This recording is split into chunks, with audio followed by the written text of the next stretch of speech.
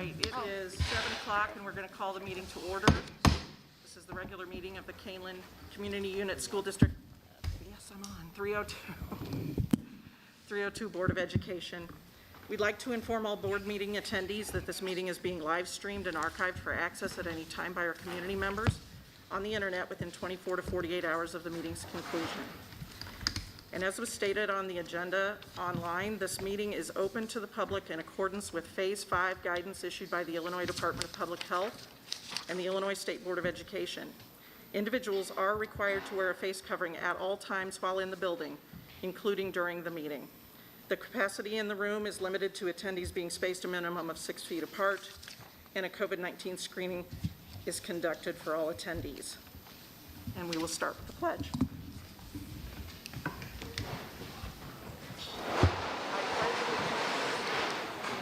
I pledge allegiance to the flag of the United States of America and to the republic for which it stands, one nation, under God, indivisible, with liberty and justice for all. And a roll call when you're ready, please.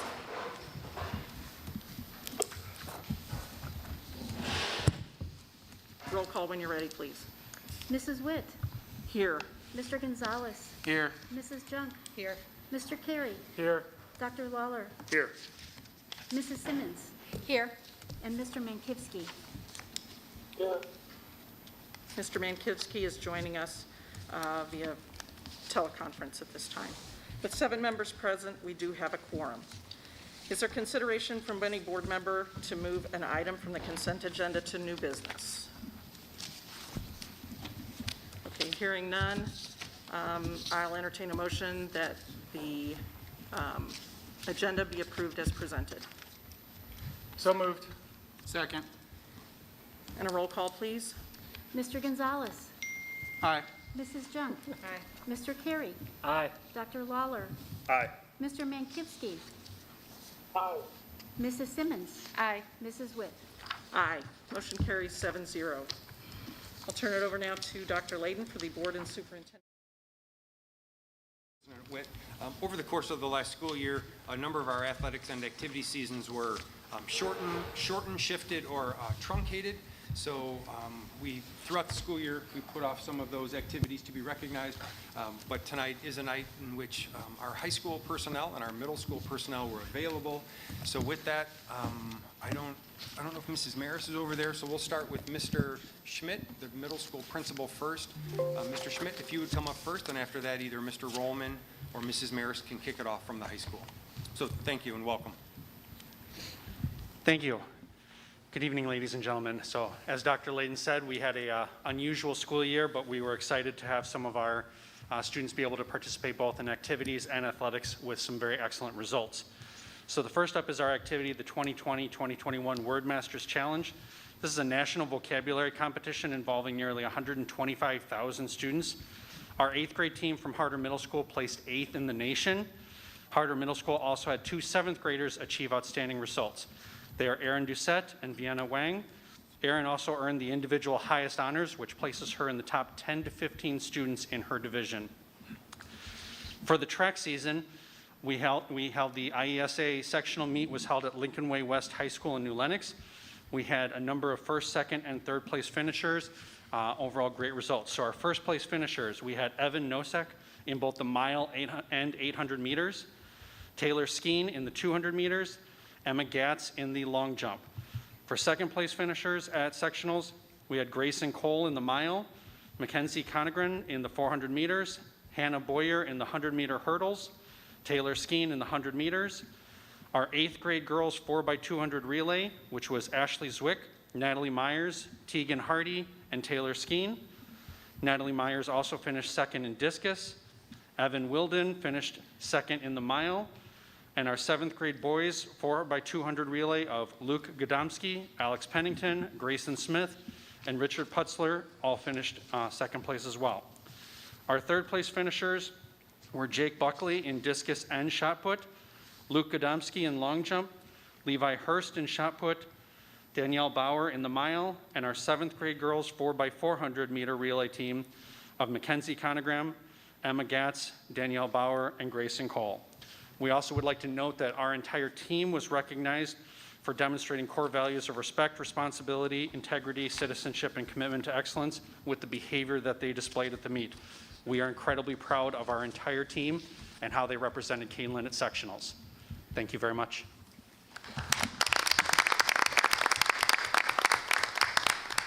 Thank you, and congratulations to all our students. Mr. Rollman from the high school, if you would please take the mic and share some highlights. We'd appreciate that. Thank you.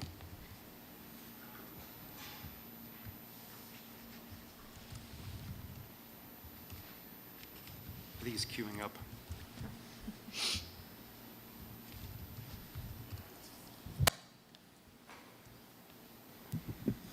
Good evening, ladies and gentlemen. Thank you for having us. We did this virtually in the fall. Weren't able to do it in the winter, so I appreciate the opportunity to be here. I have passed out, or I think Dr. Layden gave you a copy of the spring and summer athletics. First, before we get started, I do want to recognize the two assistant athletic directors, Mr. John Pavlak and Mr. Javier Martinez, as well as our athletic secretary, Mrs. Stephanie Douglas. We're going to talk a little bit about what happened in the last 97 days and how that got done. And a lot of credit goes to those three individuals. The spring and summer seasons this year for the IHSA went from March 15th to June 19th, which is only 97 days. During that 97 days, we held nearly 400 contests. 62% of all those contests that our kids participated in were held on the campus of Kaneland High School during that 97-day period. There were 11 athletic programs and 24 teams that were active during this time. 504 students participated during those 97 days. It is true that some of those and many of those students participated both in the spring and summer seasons, but we had over 500 students participate. Out of the 279 who participated at the varsity level and are eligible for the academic all-conference recognition, 136 of our students, or 49%, met that criteria. Either academic all-conference, 3.5 to 4.0 GPA, and 36 students, 3.0 to 3.49 GPA. So our students are getting it done in the classroom as well as on the athletic avenues. In conference play, we had 10 Interstate 8 conference varsity seasons during that time. We don't count lacrosse. We count it, but it's not in our conference. They act as an independent. Out of those 10 seasons, we placed first in 6 of them. Second in 2 of them, we had a 3rd place finish and a 4th place finish. And those are listed on page 2 by sport. Just going to go through these briefly, give you some highlights of the different seasons. Our boys soccer team finished at 9-6-1 overall. You'll notice that we don't play as many games in a shortened season during COVID. They finished the I-8 conference play at 8-1-1 and ended up 2nd in conference.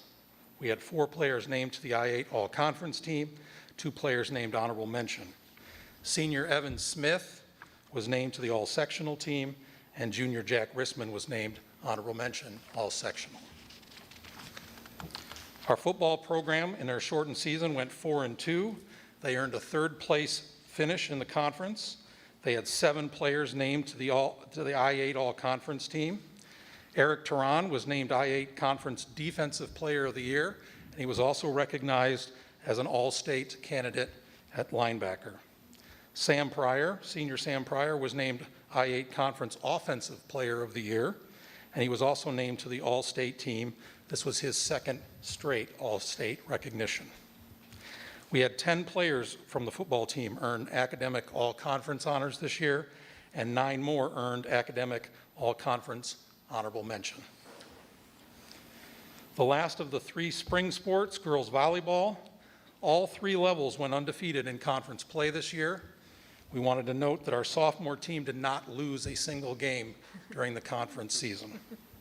All 13 varsity members of Kaneland's girls volleyball program earned academic all-conference this year. There were 4, Sammy Abruzzo, Maddie Buckley, Megan O'Sullivan, and Jordan Weber, that were named to the all-conference team. Bella Rio was named honorable mention. Maddie Buckley was named the conference most valuable player, and Maddie Buckley and Megan O'Sullivan were named all-area. Boys tennis. Thanks to the school board, a little while ago, we added boys tennis this year. It was an inaugural season under Coach Larry King. We had 15 boys join the team this year. On April 22nd, they beat Marengo to win their first match in school history.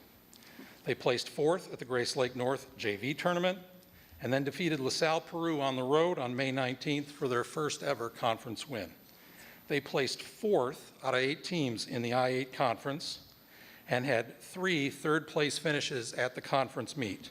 Josh Brunscreen, our #1 singles player, and Annie McVoy and Caleb Wang at our #2 doubles spot. Boys track and field were the Interstate 8 Conference champions. This is the 4th time in a row that they have won the conference championship and the 27th time in program history. They had 20 athletes named all-conference this year. Aiden Gatz earned 3rd place at the IHSA state meet in pole vault. Porter Conroy earned 5th place at the IHSA state meet in high jump, and Teddy Allen earned 6th place at the IHSA state meet in pole vault. All 3 were all-staters, and 11 of our graduating seniors will be competing at the next level in track and field. Coach Drendel tells me that is the largest group at one time ever in program history. Our girls soccer program, and we should note that they started 3 weeks before the end of the boys season, so our entire girls and boys soccer staff was doing double duty. They ended the season at 15-5. They were 9-0-0 in I-8 conference play and outscored their conference opponents 55-1. All 5 of their losses were to teams that would eventually finish in the top 25 in the state. We had 7 players named to the I-8 all-conference team and 1 honorable mention. Senior Taylor Carlson was named I-8 Conference Player of the Year, all-area and all-sectional first team, while Bridget Gannon, a sophomore, was named honorable mention, all-sectional. Our girls track and field team has grown underneath the last 3 years. They are up to 65 members. They were 7th at the county invite, which Coach thought was pretty good since half of the team didn't go and they went to prom that day. 4th at Burlington Central invite, 4th at the Batavia invite, 2nd at our mini invite, and they were undefeated in I-8 conference matches throughout the season, and then took 1st place at Ottawa High School for the I-8 conference meet. They took 9th place out of 16 teams at what was considered the top IHSA sectional for girls track this year at Lake Park High School. We are the second smallest school in track and field in Class 3A, both boys and girls. We had 2 state qualifiers this year in girls track, Jessica Phillip in the pole vault and Abby Peeler in the shot put. Abby would go on to place 5th at the IHSA state meet. Our varsity boys baseball team was 18-9 this year, and again won the Interstate 8 Conference Championship outright with an 11-3 conference record, and defeated several state-ranked teams along the way. Our sophomores finished in 2nd in the conference, and our freshmen finished 1st in the I-8 conference. There were 4 players named to the all-conference team and 3 named honorable mention. 8 of our players were named academic all-conference, and 3 of those baseball players were named honorable mention academic all-conference. We had multiple players named to various all-area teams. Tyler Conklin was a senior who was named all-state. He pitched 2 no-hitters. The second one was at Kane County Cougar Stadium on senior night, and that was the night that they clinched the conference title. 5 of our 8 graduating seniors will be going on to play baseball at the next level, including 1 at the Division I level, excuse me. Our girls softball team had a varsity record of 20-6 overall. They were the Interstate 8 Conference champions. You guys get that theme going right now, right? There's a lot of hardware still to be hung this summer. They were the IHSA regional champions at the regional that we held here at Kaneland. We lost in the sectional finals to Sterling, and because of the uniqueness of the way things worked out, That should have been a game in the sectional final. We played at home, but because of things, we had to play that game on the road. Grace Algrim, Olivia Ortegal, Rose Roach, McKenna Ryan, Olivia Stoker were all named All-Conference, and Emily Ope and Danielle Borshowitz were named Honorable Mention. 11 of our girls softball players were named to the Academic All-Conference team. Rose Roach earned first team All-State honors, Grace Algrim second team All-State, and Olivia Ortegal was named third team All-State. Our lacrosse program, which was in its official third year, although they didn't play last spring, and seventh year here at Kaneland, had 35 players participate this year under our new head coach, Dave Jasper. Their record was 5-10. Those 5 wins is the most in a single season so far for lacrosse. The team upset both the 8th seed and 6th seed at the end of the year. This is the first time an 11th seeded team in IHSA lacrosse history ever won a playoff game. 9 lacrosse players met the academic all-conference requirements, and 3 players met academic all-conference honorable mention requirements. They do return 20-plus players, all with varsity experience next year. And last but not least, our wrestling program. The team went 31-5 overall, setting the school record for the most wins in a single season. The wrestling program placed second in the I-8 conference. They got beat by Sycamore by 1 point at Sycamore. They finished third out of 16 teams at the regional. They finished fifth out of 32 teams at the sectional. 12 wrestlers qualified for the sectional meet, and 5 wrestlers would qualify for the state meet as individuals. 7 wrestlers were named to all area teams. 8 of our wrestlers joined our 20-plus win club, 20 wins in a season. Jack Serta, Caden Grabowski, Cameron Phillips, Miles Ripper, Lane Robinson, Jack Yore all earned I-8 all-conference honors. Grant Baldridge, Nate Diaz, and Kristen Duffy were honorable mention. Zoe Plosen also placed second at the girls' state meet this year, and fresh soft player Cameron Scholl placed fourth. I appreciate the opportunity for us to highlight those. Again, that's a lot of things going on, and I want to thank all of the parents that got their kids to and from those practices and those games. I also want to thank transportation, because we were constantly scheduling and rescheduling events, and that just wouldn't happen with everybody not pitching in. So again, thank you very much.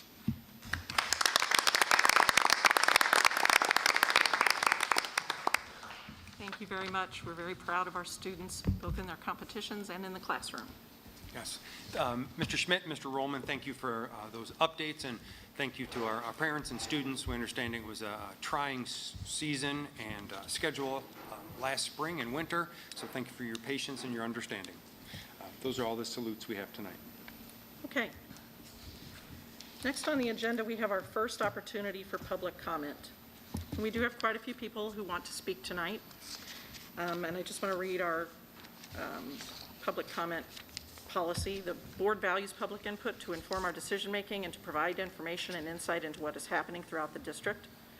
Board meetings are held to conduct the business of the Board of Education and are required by law to take place in public.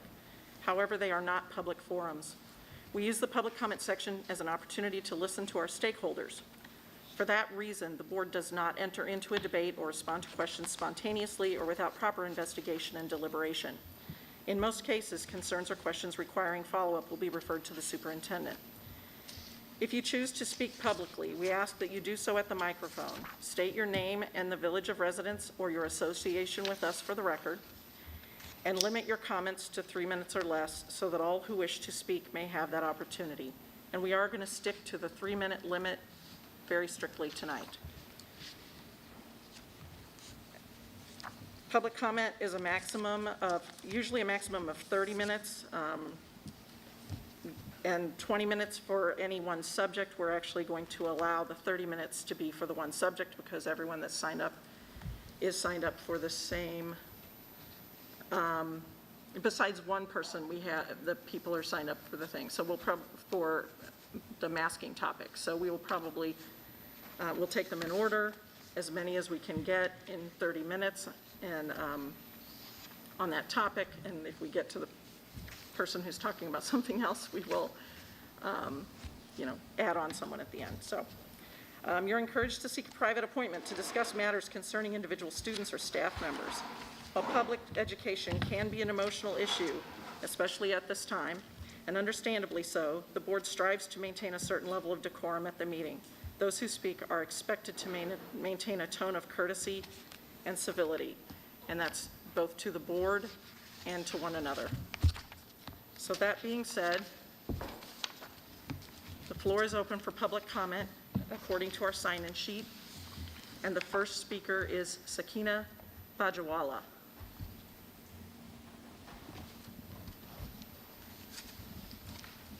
And I hope that I pronounced your name right. If I did not, please correct me.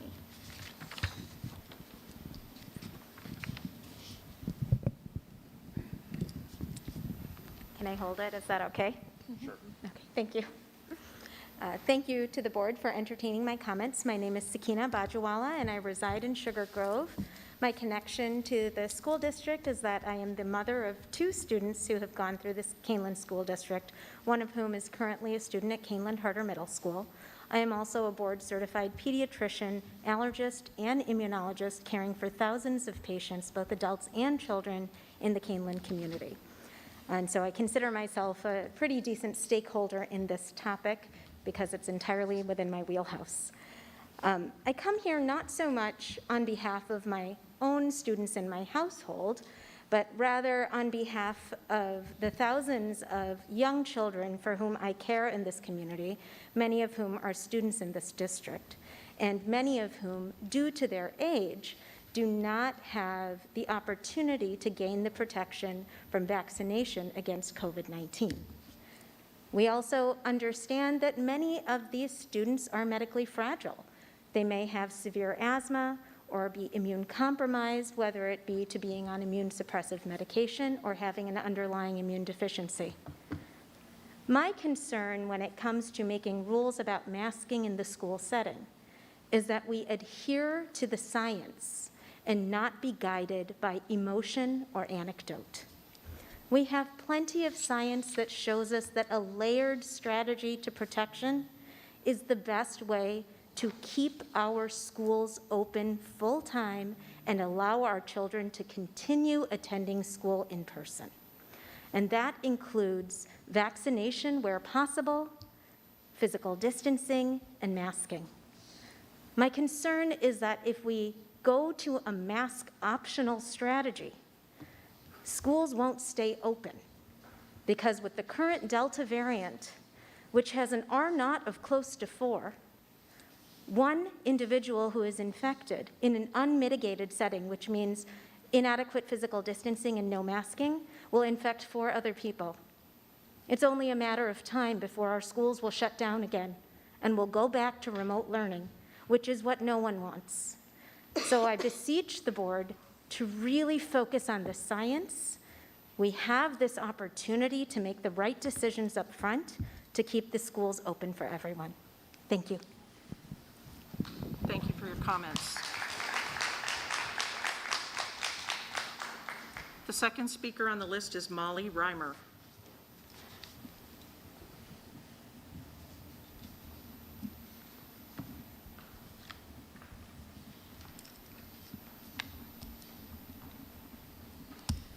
Good evening. Thank you for having me. My name is Molly Reimer, and I currently reside in Elburn. We moved there in 2016, my husband and my 3 children. I have 2 Kaneland graduates and 1 incoming freshman. I came here tonight to ask you to please implement a universal mask program in the school district. I came here as a mom, and I came here to talk about my older daughter who just graduated, who is a COVID long hauler and has suffered tremendous health adversity because of COVID. I'm going to look at my phone so I don't get emotional and so I don't forget what I came to say. I want to tell you that young, healthy kids can get COVID and they can get it bad. It happened to my daughter. My daughter danced at a studio where the instructor did not enforce masks. She wore hers but contracted COVID from a maskless teammate, as did many other students and staff at the studio. I wish I could make you understand how I would have done anything if it could have been me who got sick instead of her. She spent her 18th birthday alone in quarantine in her room, sick and in bed. She suffered a month of reoccurring fevers, debilitating fatigue and pain, severe headaches, shortness of breath, high heart rate, chronic low blood pressure, cardiac arrhythmia, optic neuritis. I wish I could tell you what it felt like to sit next to her on the floor of the bathroom while we watched all of her hair fall out and go down the drain of the bathtub. How I had to stand outside the bathroom door while she showered in case she fell. How she had to quit dancing because her body wouldn't allow her to do it anymore. How she's still in physical therapy 9 months later. And how she still can't taste or smell her food correctly. I was going to talk about all that, but then I realized that people don't care unless it's their kid. If they did, we wouldn't be here debating this today, whether or not masks work or whether they do. I'm not an expert in that. The fact is, you shouldn't listen to me or anyone else here tonight. There's only one thing you need to ask. Will an optional mask policy result in more hospitalizations and/or death in our community? That's it. That's the only thing you need to ask. There's only one group qualified to answer that, and they aren't here tonight. The county and the state have medical experts and epidemiologists whose job it is to answer that question. It doesn't matter what any of us say. Any public comments made here tonight for or against optional masking should be disregarded by the board, and you should rely solely on the advice of local public health officials in determining the appropriate mitigation strategies moving forward. That doesn't mean reading written guidance from the county and deciding whatever you want or listening to the group that yells the loudest. You need to consult local public health officials. I leave you with one request today. Go talk to them, talk to the health department. Your time's up, so wrap it up in the next Thank 5 you. minutes, 5 seconds or so. Are you okay? Thank you. Thank you for your comments. The next speaker is Olivia Reimer.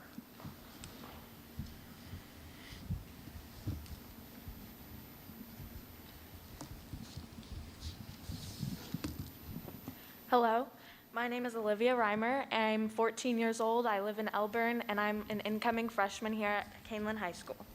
I want to start off by giving everyone here, not just the board, a question to think about tonight. What will we, as a whole community, not just as a family or not just as a single person, gain from making masks optional? The Illinois Department of Public Health, or IDPH, states that masks are one of the most powerful weapons we have to stopping the spread of COVID-19. Masks are a simple barrier to help prevent respiratory droplets that contain the virus from reaching others. One of the many dangers with COVID is how discreet it acts.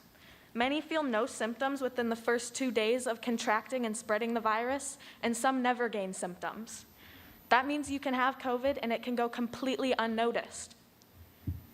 This makes masks very important and necessary for the unvaccinated and even the vaccinated members of our community. By making masks optional, you will be endangering our students. In the United States, only 49% of the population is vaccinated. 48% of Illinois is vaccinated. According to the IDPH and the CDC, unvaccinated citizens are still legally required to wear a mask in public buildings. Until 100% of our community is vaccinated, I don't feel it is a safe idea to make masks optional, especially in a place of safe learning. Just as it was in March, June, and November of last year, COVID is on the rise once again. The new Delta variant is at large, and it's already proving to be much more serious than what we've seen with the standard COVID variant. By allowing the virus to spread, we're allowing new mutations to form, even more deadly than the last. Nobody can predict what the next one will be like. That's how dangerous this can be. You can't predict it, and it's random. I can no longer even trust that I'm safe at school when masks are going to be optional, if that's what we decide. My sister was very, very sick last year, and she's not even my sister anymore. She can't do half of the things we used to do together, and I would not wish that upon any other being in the world. Countless others of all ages have experienced the same as her, and many have had it worse. Believe me when I say this, I don't like masks either. They're uncomfortable, they make my ears hurt, they're itchy, it's harder to breathe. I get it, I understand. But I also understand the pain people have experienced from COVID-19, and I'll wear a mask anytime if it means I don't have to experience that. I know I can't force anyone else to understand the way I do. That only comes with experience. But I can only hope that everyone here tonight has enough empathy and common sense to choose the right choice rather than the selfish choice. Thank you.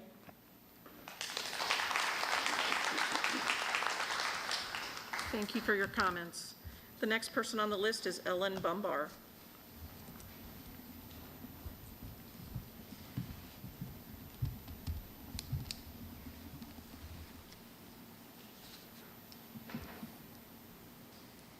Good evening. My name's Ellen Bumbar, and I live in Maple Park. Good evening, Kaneland. I want to acknowledge all the hard work that has brought us to the 21-22 school year by all students, teachers, staff, school board, and administrators. COVID is not an easy problem to get a grip on. Nothing is fair about this for anyone. COVID doesn't care who you are or how it affects the path of the rest of your life. You have been thrust into making decisions with information that is incomplete, as COVID history is in the process of being made. The Delta variant is changing the rules again. Some kids are eligible to be vaccinated and many are not. They are finding that kids can get very ill and some will be long haulers. Kane County appears to have a vaccination rate of 63% who have one shot, 49.5% fully vaccinated.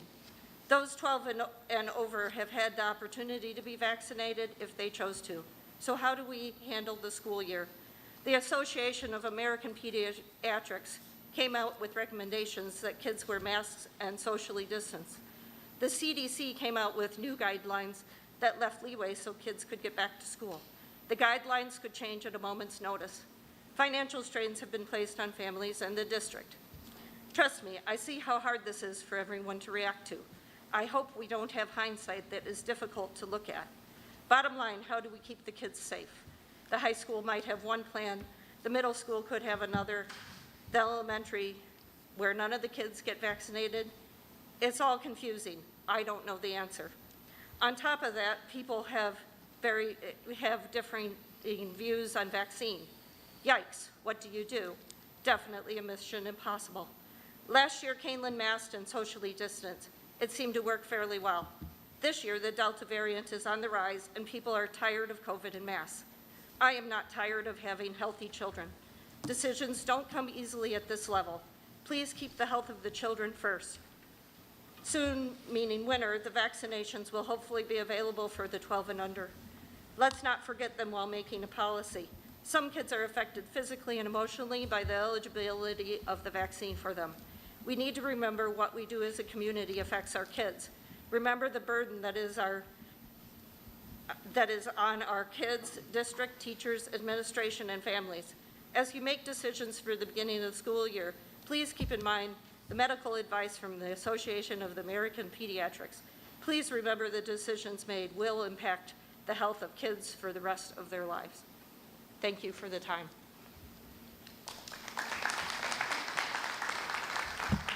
Thank you for your comments. The next person on the list is Lisa Tingler.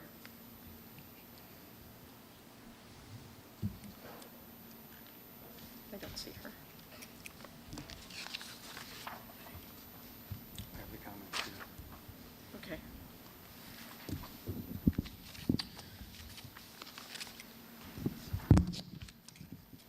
My name is Lisa Tingler, and I am here tonight as a concerned parent, medical professional, and a vulnerable person to speak in favor of the Kane County Health Department's recommendations sent to schools requesting that they follow the CDC and Illinois Department of Health guidance for COVID-19 prevention to reduce the risk of COVID-19 transmission. This includes the CDC mitigation strategy of masks being worn indoors by all individuals who are not fully vaccinated against COVID-19. The American Academy of Pediatrics advocate for masking of all individuals in the schools despite vaccination status. It is important as a community to support their recommendations and to get all, and I emphasize all, students back in the classroom this year. It is inherent upon the board to provide a safe environment, and in this situation, personal opinions do not apply. I would like to remind the school board, and it is why I am here tonight. Students and teachers in the district come from many different personal family situations, including several of those that are high risk. When you are high risk, you cannot simply just put a mask on and to be fully protected from COVID. You need everyone around you to mask up also to decrease disease transmission. This is especially crucial for those who are not even eligible for vaccination yet, including everybody who is high risk. If the CDC guidance for the schools is followed as intended, all children will have the best opportunity to attend in-person learning 5 days a week, regardless of their personal situations at home. I would like to point out to the board tonight, and that's what I handed out, is the Kane County Health Department's clarification of the CDC guidelines, that the notion that the CDC guidance regarding the masks should is being used as being misinterpreted by parents and school districts alike. The word should is not to imply that the strategy of masking indoors is optional. The board has voted to follow CDC guidance in the past. I am asking the board tonight to continue to promote a healthy and safe environment for all students attending in-person school and to require masks indoors. Voting anything less is negligent. I am asking the board to make decisions based on science provided by KCHD, IDPH, CDC, and AAP, and not by myth or misinformation. I am asking the board to be inclusive so all students can return to school in person and not to discriminate against those who have no control over their personal or family situations. Your time is up. Thank you very much. Thank you for your comments. So we're about halfway through the public comment on this topic, and we've had people all from one side. So as I call the next names, if you're from the same side, if you could maybe yield your time and we could go on to the next person so that we could hear some people from the other side of the debate. The next person is Sandy Lopez. Oh, okay, thank you. And the next person is Jessica Kalal.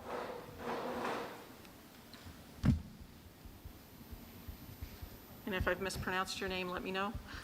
Thank you. Hello, school board. My name is Jessica Kalal, and I am a mom of a first and a fourth grader at John Shields. And I'm speaking today in favor of making masks optional for the upcoming school year and allowing each parent to decide what is best for our own children. Last school year was a terrible one for many reasons. There wasn't much of anything positive to take away from the last school year except for when it ended. Every single day I had to put masks on my kids' faces when I didn't want to, and I felt as a parent that it was not in their best interest. Then every single day at dismissal time, myself, along with many other parents, would walk up to the door without wearing masks to watch our kids walk out with masks that they had worn for over 7 hours straight. Their masks would be wet like sweaty socks might be after a day of walking around, and often had food remnants, dirt, and other disgusting things on them. Meanwhile, my son was receiving speech services as a kindergartner and was forced to wear a mask while being in speech therapy. I asked the school if he was able to take his mask off while he was getting speech services, and they said no. How much sense does that make? In my opinion, this was shameful and appalling. Again, I was happy when the school year ended so that my kids could finally breathe fresh air and live freely to smile, laugh, and talk as children. All summer long, we have gone everywhere without wearing masks. This has been my choice as a parent because masks are not law. We have gone to stores, restaurants, movies, bowling, baseball games, parks, pools, arcades, carnivals, concerts, museums, hair salons, etc., and we have not worn masks. Parents and children everywhere are living freely without masks. Professional sports are being played in stadiums with thousands of people, including children, unmasked. Concerts are happening everywhere with people and children unmasked. It is likely that many of you have attended these events and venues and have not been masked. Some still choose to wear masks or have their own kids wear masks, and that is their choice. I do not question them or try to force my opinion on masks on them. This is because in America, each family should have the right to decide what is best for their own family. School should be no different. Our kids should be free to come to school.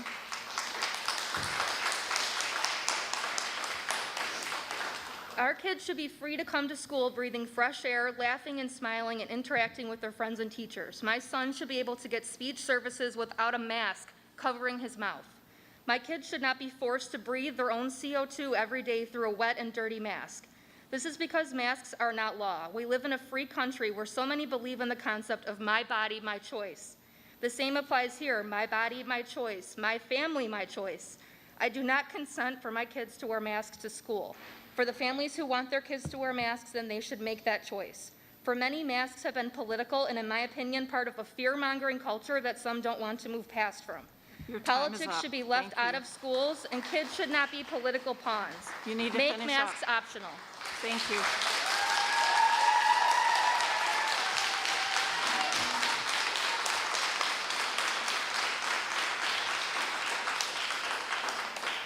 Thank you for your comments. The next person on the list is Sandy Kalal.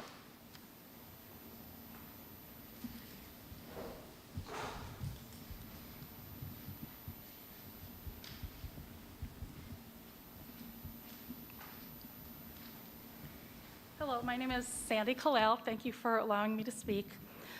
As a registered nurse, and at a time when I am personally very grateful to President Trump for cutting the red tape and working with so many medical professionals, many medical professionals and American businesses to help provide our available vaccines and save many lives.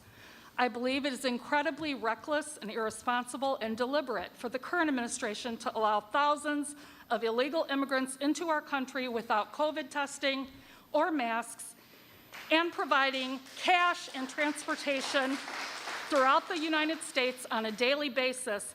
Yet many would choose to stifle our own children's breathing and social interactions in our own country on a daily basis, while they are at low risk of transmission and serious illness.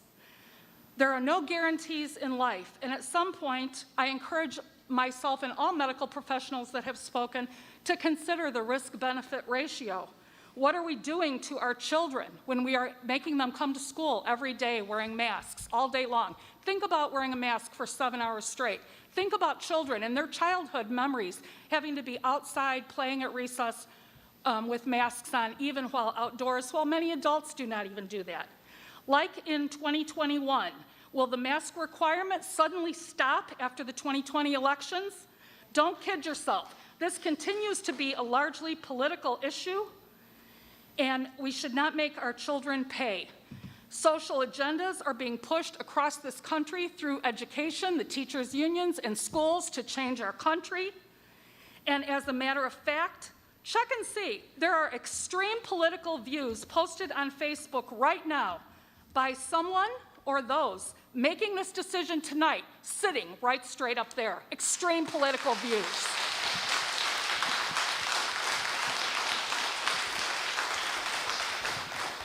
I believe masks should be optional if parents are worried that they're, like was mentioned before, children might have extenuating circumstances. They have asthma or immunocompromised systems. They would be able to wear masks, although if you have asthma, that certainly would not help, as was mentioned before.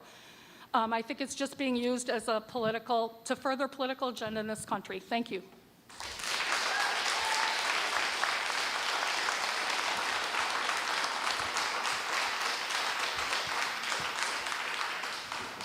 Thank you for your comments. The next person on the list is Janice Kafurki-Croman.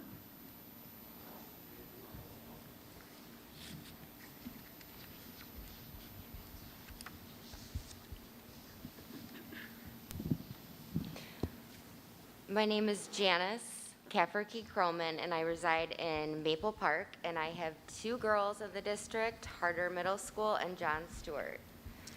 Tonight, we are all here to share the same goal of doing what's best for our children.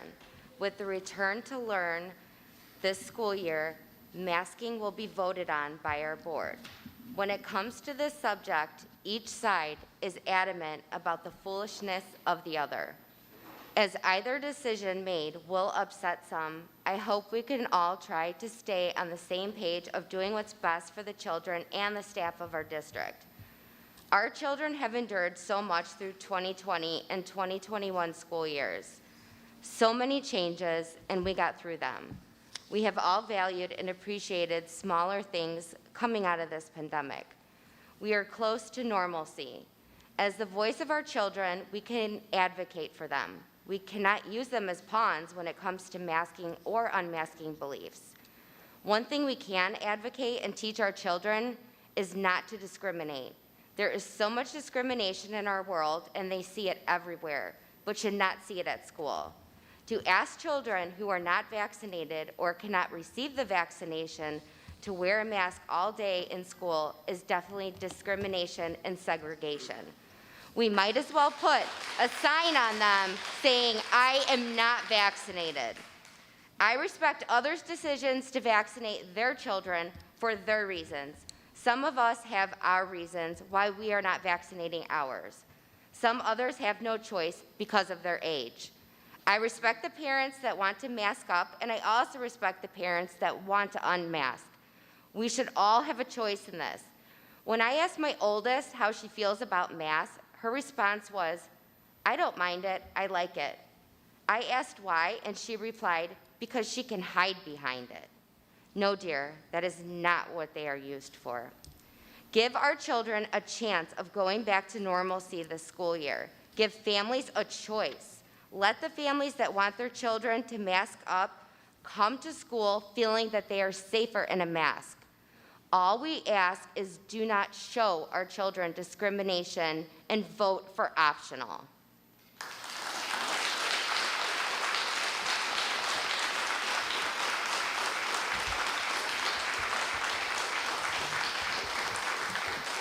Thank you for your comments. The next person on the list is Tonya Grosinger.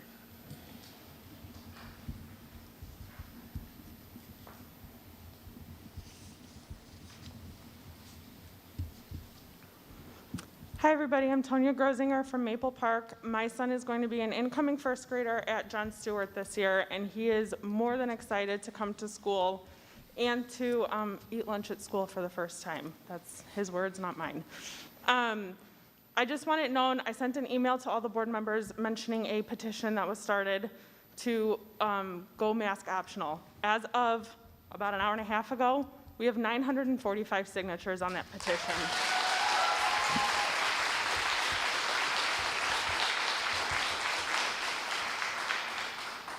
Most of whom are from our district. I just want to take the time to say, while I understand that there are people that have compromised immune systems, that have family members that have suffered terribly from COVID, I have those family members as well. I buried a grandparent just about a year ago because of COVID complications. The worst part was I wasn't even able to say goodbye because she was dying alone in a nursing home. And yet, my son as well has asthma, and he is obviously immune compromised. It is harder for him to breathe with a mask on. He came home from kindergarten, even at his private school, completely drenched after only 2.5 hours. It was disgusting. He had RSV as a 7-month-old that went completely undiagnosed, and we had major issues. And due to that, he is now diagnosed with moderate asthma. So unfortunately, COVID is not the only thing that people can suffer with long time. There are others out there, and RSV doesn't have a vaccination. So I just ask that you do what's best for the children, not to discriminate and not to label kids that are not vaccinated, whether by choice or because of age. Allow those that want to come mask, and allow those that don't not to. It's the best way for both worlds. Thank you.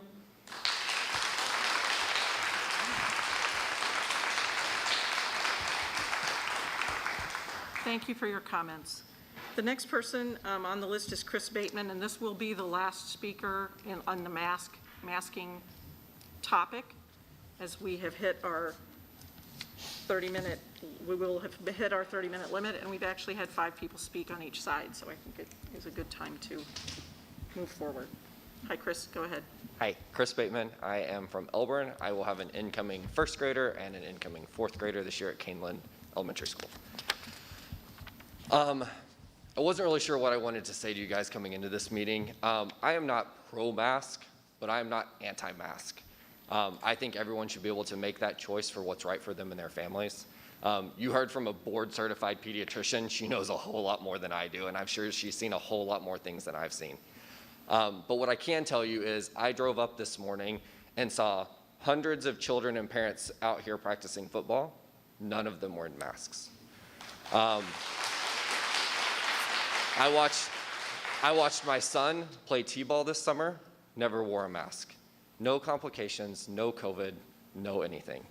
But what I did see was t-ballers playing masks that were throwing up, that were exhausted from heat, that nearly passed out, and that watched a t-ball game have to be suspended because they were mandating a mask in Sugar Grove at the field. My ask to you now is to do what you've done the whole time. You've made comments up here about you'll follow the guidance. We followed the guidance at 6 feet. We followed the guidance at 3 feet. We made the appropriate adjustments and allowed the kids to move forward.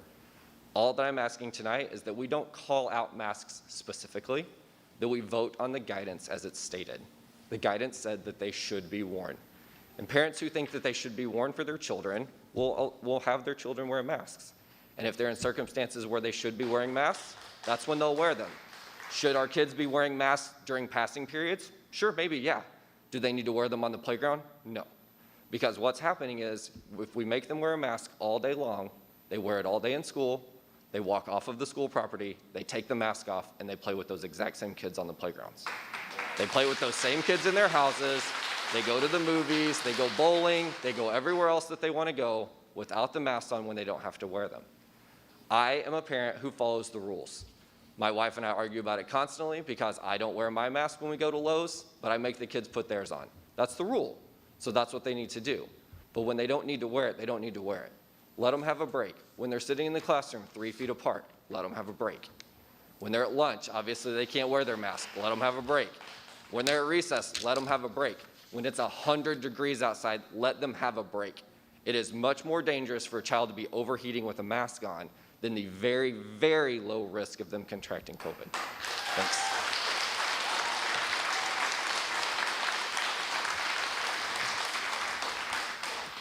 Thank you for your comments, and thank you everyone for respectfully speaking in our public comment section.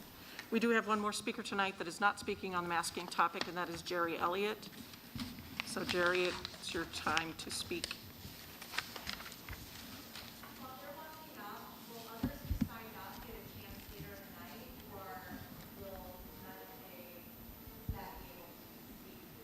Okay, there is a second public comment opportunity after the meeting, at the end of the meeting.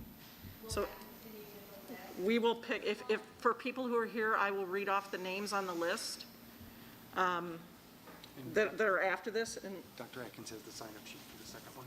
And then Dr. Atkins has an additional sign-up sheet if you want to sign up there, and then we're going to do the same thing. We're going to limit it to the 30 minutes. But people will have an opportunity. Thank you for waiting, Jerry. You have the floor. I'm Jerry Elliott.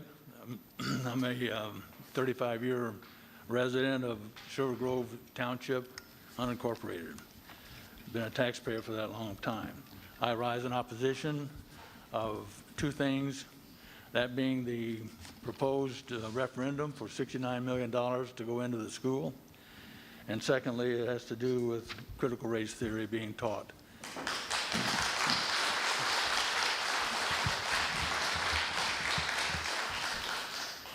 I want to take you back to the year 2014, in which it was listed in the financial notes that the district's long-term liabilities would include $17.79 million accreted, which is grow by accumulation, interest on capital appreciation bonds.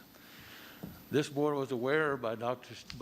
Fuchs pointed out to them in 2014 that the amortization of long-term debt for fiscal years 2015 through 2019 would range from nearly a yearly 10.3 million up to 12.2 million, and then jump to 13.5 in years 2020 through 2024 to pay for this accumulated compounding interest.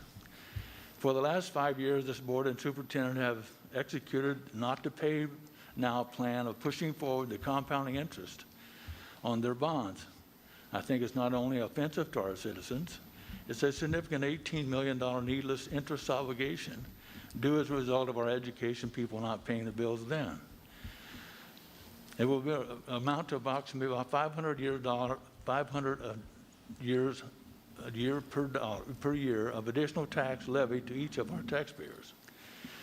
So really begs the question, how can anyone trust the school board or superintendent with an additional proposed referendum of $69 million on top of the $67 million that we already owe? That's a total of $136 million. Plus, why would we want to invest massive amounts of money into what I consider a dying school district that is trying to politicize our classrooms with the new 2022-2023 Illinois State Board of Education social science standards, which is critical race theory? This is truly an assault on our family values and intervention of our family units' parental oversight of their own children's well-being and development. Parents will surely find a way to get their kids out of this school. Thank you.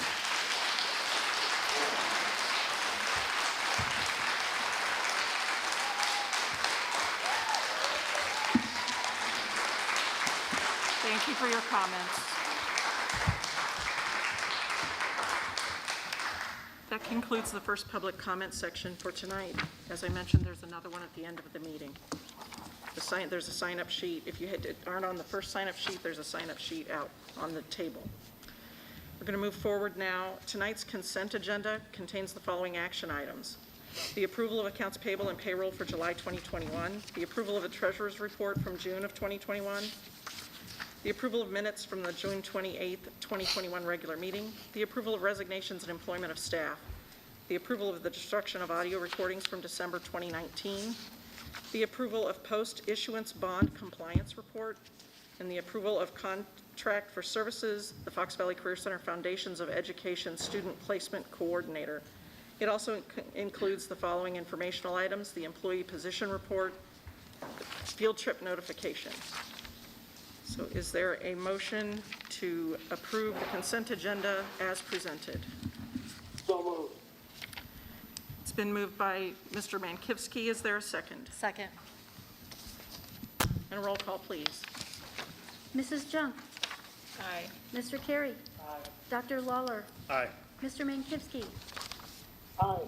Mrs. Simmons? Aye. Mrs. Witt? Aye. Mr. Gonzalez? Aye. Motion carries 7-0.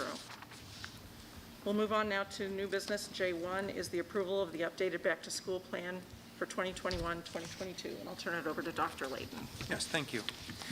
As you will see on the screen, the back-to-school plan looks familiar. What we did is to try to keep it as consistent as possible. As we reviewed it, we looked at the new guidance from July 9th, used the same format that we had in some of the same slides, but we updated a few of them where needed or where appropriate based on the new guidance. So what we'll do is we'll take a few minutes to walk through what the new guidance is. I'll highlight it quickly, and then after that, my colleague cabinet members, they'll go into a little more detail from each of the areas that they'll be supervising of the changes that are new, and then at the end we will make a recommendation to the board and then look for action at that time. So the first thing I want to share is that we are, with just over 2 weeks and 2 days or so, really excited that our students are coming back to school, first and foremost. I know there's been a lot of conversation this summer and last spring on mitigations and other things outside of our students actually in school. So we are excited to be welcoming our students back in just over 2 weeks. As I briefly mentioned, July 9th, we were waiting a lot of the summer for updated guidance from either the State Board of Education, the governor, and or the IDPH. And on July 9th, we did receive that guidance. So what we did, you'll see here in a second through the slides, where we've updated the information and what it's going to look like for our school moving forward, or our district moving forward for the fall. So the first thing that we have, you'll see a slide with data represented on it. One of the things that we took a lot of pride in last school year was our weekly check on our attendance, our daily check on attendance, positivity rates for both students and staff. So for this school year, we are going to do the same thing again, but what we're going to do is we're going to re-meet with the health department, our school nurses, and see if maybe based on going into a new school year, there's different data, or maybe from the board tonight if there are questions, other data points that our board is going to want as we move forward. And the other thing that I would that I do want to share, and I will caution our board and our entire district, is that this is the guidance that we have now. As we saw last school year, the guidance changed a number of times. The metrics caused a number of shifts and change throughout the school year. So the information that we're sharing and the plans that we're sharing are based on the current guidance and what we know at this point. But please also know that that is likely going to change at some point. Wish we had the crystal ball to be able to know when and how and what that would be. But as we do learn more information on the weekly meetings or the internal metrics that we have, we will be sure we share that and make some updates. So one of the first things that we've looked at, and on my call with the Kane County Health Department today, is likely to shift in lieu of the current percent of the positivity rate. One of the things that they mentioned as a possible item or metric to track moving forward is the number of positive cases in the county, which at today, I believe it was 16 that they reported. So instead of a percent that could be somewhat maybe skewed or misused based on either the numbers not going up very much or going up on a smaller amount from 20 to 25. While the raw number might not be very high, the percent would look much higher. So one of the things that they're basically asking us is to consider other metrics, and those would be things that I will, like I shared, look through and then bring back to the board for recommendations of metrics that we'll use. The second piece, what we also learned is the percent of vaccination for our first dose for those 12 and up is at 71.2%. That was the most recent information that we learned. And then another data point is for our 12 to 17-year-olds. And we've hosted Maple Park, co-hosted with Maple Park a vaccination clinic, and also the middle school and high school. And one of the preferred mitigations is, again, vaccination. So as the health departments reach out to us to partner with us, we will continue to work with them to host those for those that are interested in receiving the vaccine. If you could forward it one slide. Again, the next couple of slides, I'm going to get an overview of some of the changes, and then we'll go into more details on the specific updates in the guidance. So the first one we have is one of the things that they noted was not the necessary need for a daily self-certification.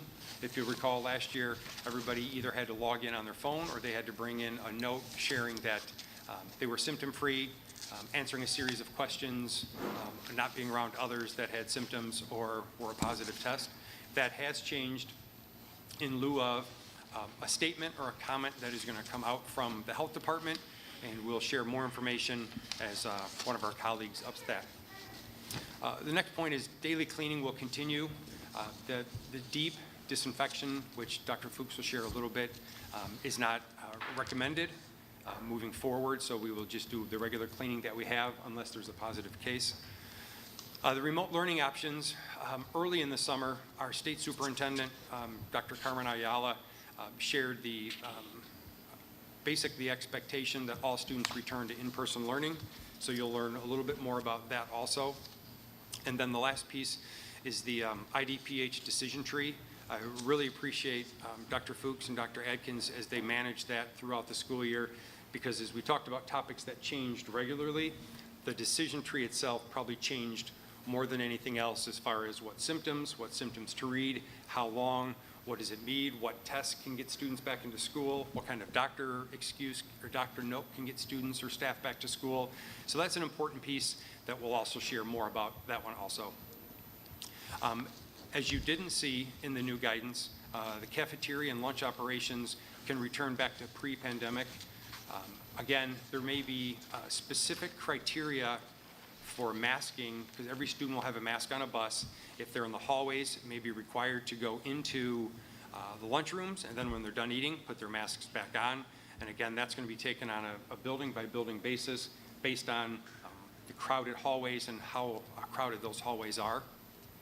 More information that we'll share on the second bullet point is the free shield testing for any unvaccinated student or staff member. One of the layered mitigations that is recommended in addition to being vaccinated is the shield testing, and we are working out those details. Dr. Fuchs will share a little bit more what that might look like for those that want to opt into the shield testing. Transportation limits have also been lifted. Dr. Fuchs will share a little bit more about transportation in a minute. School visitors, we will have new signage that will show what school visitors need to do when they come in and out of the schools. We'll also be sharing this presentation with all of our community members also, so that way families can talk through this at home and they can make the necessary adjustments that they need to come back to school. Locker usage is allowable again, so we will have more information coming from schools on what that looks like, how often, and what those protocols will be. As I previously shared with the updated data, we will continue very strict adherence to our internal metrics of positive cases of students and staff, the number of students that have had to quarantine, and other local and state metrics that we've measured that helped us be extremely successful last year. And again, last year, completely different year, completely different metrics possibly, so we're going to look at what we need to do this year to make sure that we can keep our students safe and make sure that we have an idea, building by building, day by day, what's going on with cases. And then the last piece that we'll share in a couple slides is the recommendation to the board for mask usage for next year, so the board will be able to hear that recommendation and talk accordingly. So if you forward it one more slide, I know Dr. Fuchs is already up in her position. Dr. Mum. Thank you, Dr. Mum. You can take it from here. Yep. As Dr. Layden shared, a lot of this is just kind of a further delineation of what that will look like for schooling. We're excited to have students come back 5 days a week and return to the pre-pandemic hours. Full day schedule, our typical hours as stated before the pandemic for all grade spans, except for, of course, our half day. Early childhood and kindergarten are that half day, not full day. We will be returning periods to their normal minute time and returning back to teaching content areas per the minutes required by the ISBE. Students will not need to self-certify, as you just heard, through the app or bringing in the letter certifying, but visitors that are welcome to the building, as well as staff and students, may not come in the building if they are experiencing any one of the symptoms as indicated on top of the decision tree.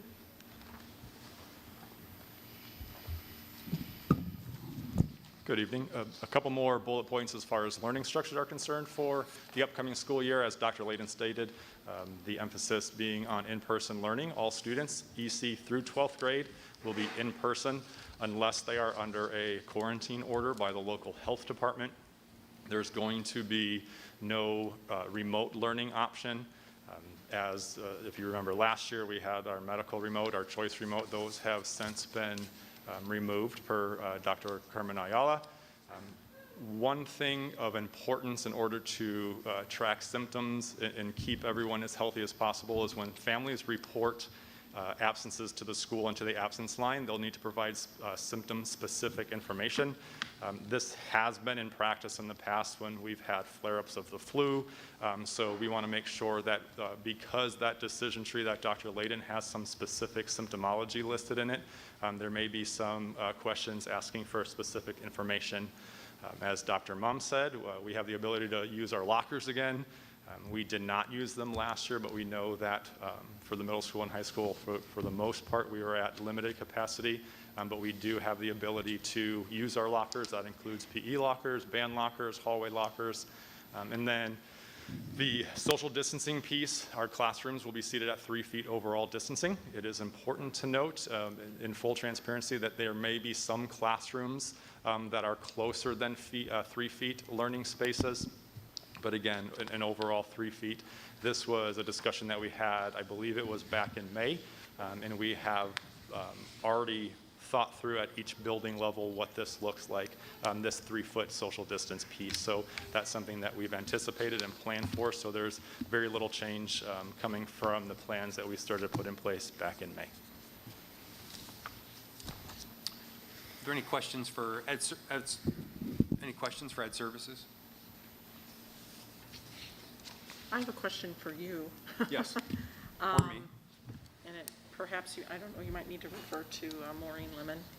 Our attorney is here with us tonight. When you say we'll watch the metrics and things like that, does your plan include making a change if necessary, like to whatever the decision is? Like if it were optional and the numbers looked bad, can you do that without board action? Does the board need to include that in the plan? Because I noticed, the recommendation is just that we approve the plan as presented. So Yeah, I'm asking for clarification. Yep, clarification on that one. The board would not need, I would not need, based on previous years' experience of whether there was an illness or an outbreak, to shift a daily schedule or to shift a daily plans or students in a building. So to answer part of the question, yes, without a doubt, if there are changes in buildings, whether it's positivity rates or cases or quarantine numbers, we can always implement additional measures in any of those buildings, and it should be something that the superintendent should have the ability to be able to do, of course, updating board members as those actions are taken or needed. Okay, thank you. I have a question about self-reporting when it comes to somebody's child is sick, so they're calling in for absenteeism. Is there any other protocol that they have to besides tell you what symptoms they're having? I mean, we're all parents. We self-diagnose our children, so somebody can assume their kid is having allergy issues. They send their kid back a couple days later because they're starting to look a little bit better, but they actually have COVID. So is there any requirements of them seeing a doctor, being tested before they come back? Or are we just trusting parents to make that decision? My question, the reason I ask is that too, is because then if we have no record of children, how are we going to trace? So if somebody comes out, they thought it was allergies, it ends up being COVID, and now we don't even know, who that child's been around, and we don't even realize that the child was positive. So that really affects our tracing. Okay. Dr. Fuchs, from your nurse calls, do you have an update on that? So on the next slide, which is kind of the lead into this one, the Illinois Department of Public Health still has us using the exclusion guidance, and the exclusion guidance is used by both our school nurses and our administration, as well as our HR department for our staff. And so there are rules in place for when a student needs to either be excluded for 7, 10, or 14 days, depending on vaccination status. They have updated their guidance. It's still in draft form to include that vaccination status. So depending on what their symptoms are, if their symptoms are at the top of the chart, we would follow the guidance, whether or not they needed to be evaluated by a healthcare person prior to being allowed back into school. So each case is different, but we will be following the exclusion chart. And the exclusion chart still might be updated. We're waiting to see if they're going to send out a newer version.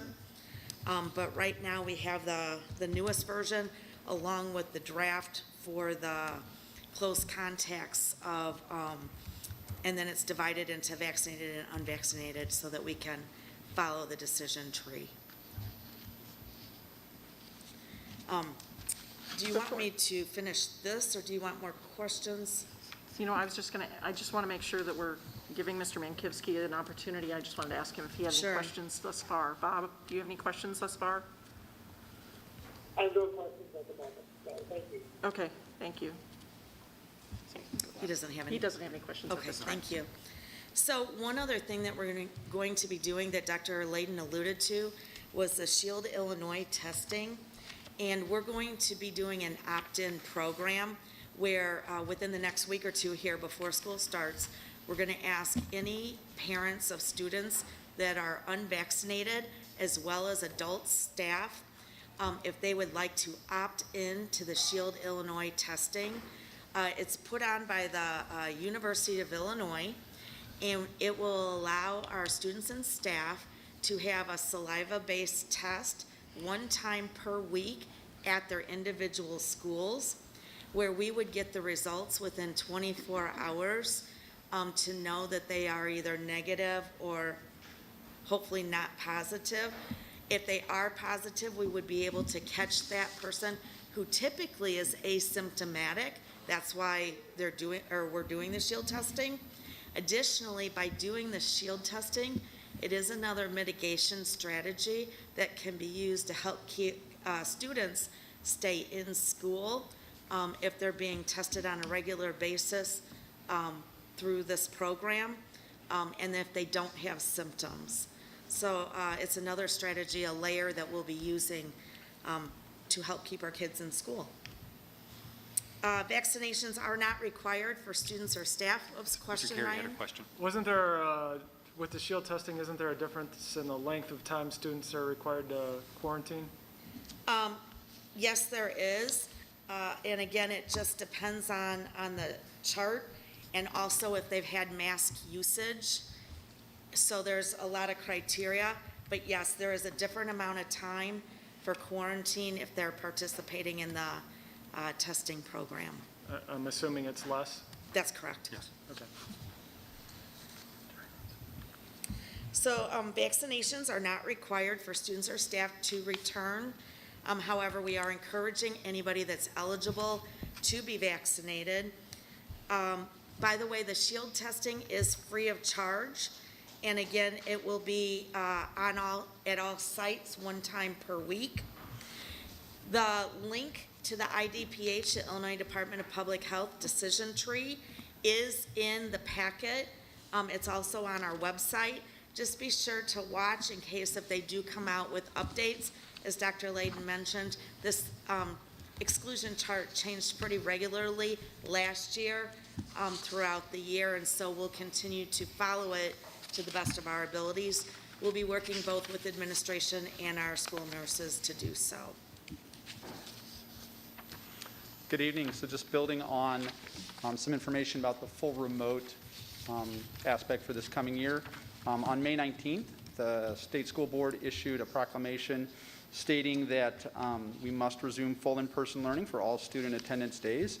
And then remote learning options would only be made available for students who are not eligible for a COVID-19 vaccination and are under a quarantine order by the local health department. So the fully remote and the fully remote optional choices for optional and medical choices will not be available this year. However, if a student is both unvaccinated and subject to a quarantine order by the Kane County Health Department or any of our surrounding county health departments, we would provide a learning option similar to what we did last year at the end of the year with the live streaming option for our students. If a student is potentially in need of a homebound scenario, they would be able to contact their building administration just like they did in pre-pandemic operations to begin the conversation about potential homeschool or homebound tutoring, excuse me. But do keep in mind that as a pre-pandemic option for students, any student experiencing a prolonged medical need, that only consists of approximately 10 hours a week of instruction by a tutor. And it's a very limited scope of who would qualify for homebound tutoring. And then we're currently still working out our live streaming protocols so that we can have them in place for the start of the year, building off of what we learned from last spring with that experience. So, Dr. Atkins, some of the guidance seemed to say that you could individually deal with, students with medical issues.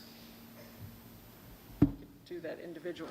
Is that would be a conversation to begin with the building administration. There may exist a very narrow scope of student needs that could be dealt with through some sort of special education plan or through homebound tutoring. Okay. Yes, so there is that option. It would start with the schools. Okay. Correct. Thank you. Sorry. Go ahead. The live stream for the kids that get quarantined, is that going to be zooming into their original classroom, or are you planning something different with the? I believe that would be the live streaming option that we did in the spring. Okay, thank you. Yep. Anything else? Thank you. Thank you, Dr. Atkins. The Bob, next do you have thing any that we questions need at to this talk time? about is oops, sorry. She's checking with Bob. I was checking with Bob again. Bob, do you have any questions at this time? No questions at this time, I'm just following along. Okay, thanks, Bob. The next topic that we need to dive into just a little further are bus routes. Bus routes will be finalized approximately 1 week prior, but the day before school, be sure that the students are checking their Tyler where the bus routes are listed. Remember that it is a bus route number, not the number on the school bus. It is a bus route number, not the number on a school bus. The buses are out and about at this time of year practicing their routes and finalizing them. Please note that we are still looking for bus drivers. We could use a few more, so if you know anybody who would like to drive, please encourage them to come and see us. That's very important. Ryan? Do we need to, in the past, we've authorized additional sign-on bonuses, whatnot, for drivers. Are we that desperate yet or not? I would say we're getting close, and we still offer those incentives because the board hasn't taken it away. So we haven't publicized it, but that might be our next step pretty close here. And we are still looking for a mechanic as well. Typically, we have 2, and we're down to 1. We really need a mechanic as soon as possible as well. What's the need in terms of number of bus drivers you need? I'm not sure. We're waiting because we're trying to get the routes figured out. If I had to guess, 3 to 5 would be approximate. So fortunately, buses no longer have a maximum number of students allowed except for their capacity. So we will be back to pre-pandemic route numbers or capacities. The one rule that's very clear in the guidance is that all students and the bus driver must wear a mask on the bus, regardless of any decision that is made for our classrooms and in our school buildings. When a student rides a school bus, they must have a mask on. So that is one rule that, again, is very clear in the guidance. We've talked about the self-certification. We've talked about school visitors. We just want to make sure that everybody's following the signs once they get posted. It will be the traditional COVID-19 symptoms. If you have one of these symptoms, do not enter the school building. Please contact your healthcare professional. Daily cleaning, Dr. Layden also mentioned that. We will be prepared to do disinfecting if there's a case that we learn about in a particular area. Otherwise, our daily cleaning will return to pre-pandemic. Dr. Layden? Yes, thank you, Dr. Fuchs. The second to last bullet point that you see noted, we've already touched on. We're going to look at our local metrics and data and determine which are most appropriate going into this school year, monitor that daily and weekly, and provide those updates to our Board of Education and to our nurses and our staff, and then make changes accordingly. And again, those changes, the district does hold the right to make changes, add additional layers of mitigation as needed. So we do have that opportunity in which to authorize, should we need it on a case-by-case, in a specific classroom and or a building, we would be able to do that. But of course, we would communicate with our board and our students and families. The last piece, the last bullet point, is the recommended mask usage. As we have talked through a number of the mitigations, the last one to share with our board before the board can have some discussion and take action. I do want to read the steps that we have to make sure that it's clear so that the board understands it, and if there are questions, I'm happy to answer them. The first part of it is that fully vaccinated students and staff do not need to wear masks while at school, which is following the guidance. The second piece, all unvaccinated students and staff will be strongly recommended to wear masks in school, but it will not be required. And again, the more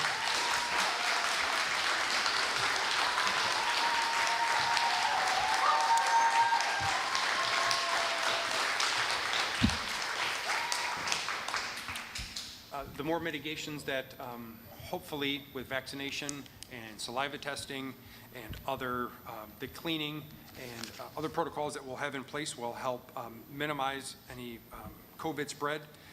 Another key point is all unvaccinated students and staff will be strongly encouraged to participate in the free shield testing program weekly. We've talked about that as another layer of mitigation. Masks are required for all students and staff on buses, regardless of vaccination status. And then also, masks are not required outdoors unless specific crowded events would warrant mask wearing. So if there is a specific event, or if there is data and metrics that lead up to a specific building that may need to require it or have that conversation, we would make sure we have that conversation internally with the health departments and make sure that we communicate accordingly. So those are, I know a number of the bullet points were reviews and some of it is new information, but those are our recommendations and a recommended plan to return for the 21-22 school year. Okay. I'm sure that we have a lot of board members who would like to be heard on this issue. I don't know if we want to just go down the line and have everybody have an opportunity, or if you just want to jump in as the mood strikes you. How do you guys want to handle it? Can I jump in just Sure. maybe it might be more clarification? Again, you talked about we're doing layered protection, but I just, Mrs. Fuchs just made the comments that we're going pre-pandemic cleaning. So, we're going back to where we used to. That doesn't seem like a layered protection to me, especially when the variant is here, numbers are going up. We're not requiring kids or students to not be vaccinated. What I would like to, is there legal reasons why we're not having them do the shield testing, that it's strongly encouraged? Why is it not required? I just feel like the CDC, IDPH, the health department, I've got everything here. They pretty much say the same things, the masks, the layered protection, stuff like that. Be it masks or no masks, optional or not, we're obviously going to get into that conversation. I just feel like we're not even doing that first part, that layered part. So if you guys can clarify, maybe give us a little bit more in depth of what's the thinking behind not requiring certain things that literally we are being asked to do anyways. I know you mentioned there's no requirements to a certain level of cleaning, so we're going back to what we did pre-pandemic. To me, I'm still cleaning my house with Clorox wipes and making sure my kids everything is spotless and clean. So how can we as a school go back to where we were before this all started? So. Thank you. Dr. Fuchs, the cleaning piece, do you want to touch base on that one? Sure. There is daily cleaning of every classroom. What's not being done is the disinfecting. The disinfecting was shown not to be necessary, and it's not required. The daily cleaning was shown to be enough. I would like to build on the layering piece. I mean, we say we're layering, but we're doing pre-pandemic lunches, pre-pandemic buses. We're not requiring masks. We're not requiring testing. We're not even doing 6 feet distance, which is still recommended by the IDPH. So where are we layering? Yeah, I can answer a couple of those.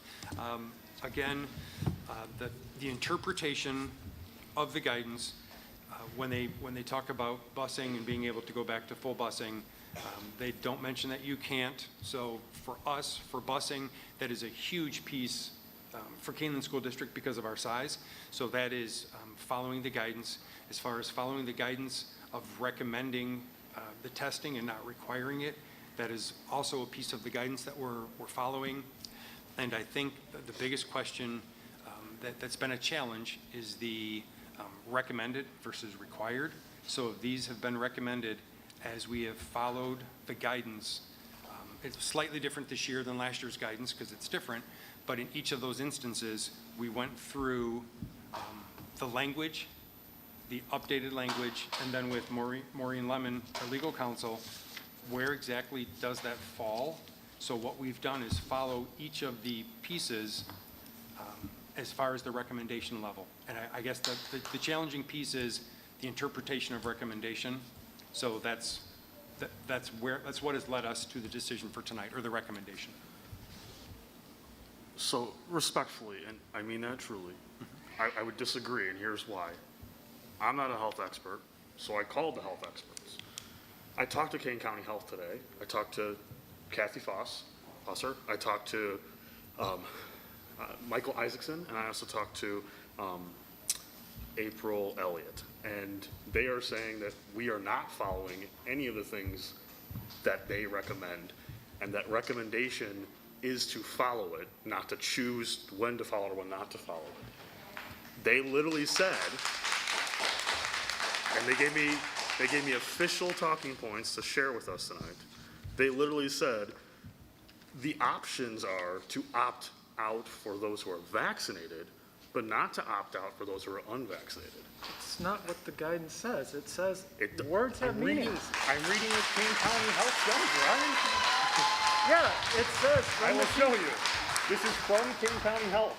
I'm not a doctor. I don't know. The pediatrician knows more than I do, but I called the doctors. I called the people. They said, you should be wearing masks. Should, which says right here, the use of should in CDC guidance for COVID-19 prevention in K-12 does not imply that the strategy is optional. They're saying should is not optional. Well, then they should use the right words when they give did. recommendations. They released a press release on Friday. And they backed off of it today. And IDPH released a press release today and said that if you do not follow these guidelines, your insurers will not cover you or likely will not cover you. Hold on. It's IDPH said it. Okay. So my point is, we are not following, it says right here that we're going to follow updated IDPH recommendations. We're not. We're literally ignoring them. Kane County Health Department was very clear.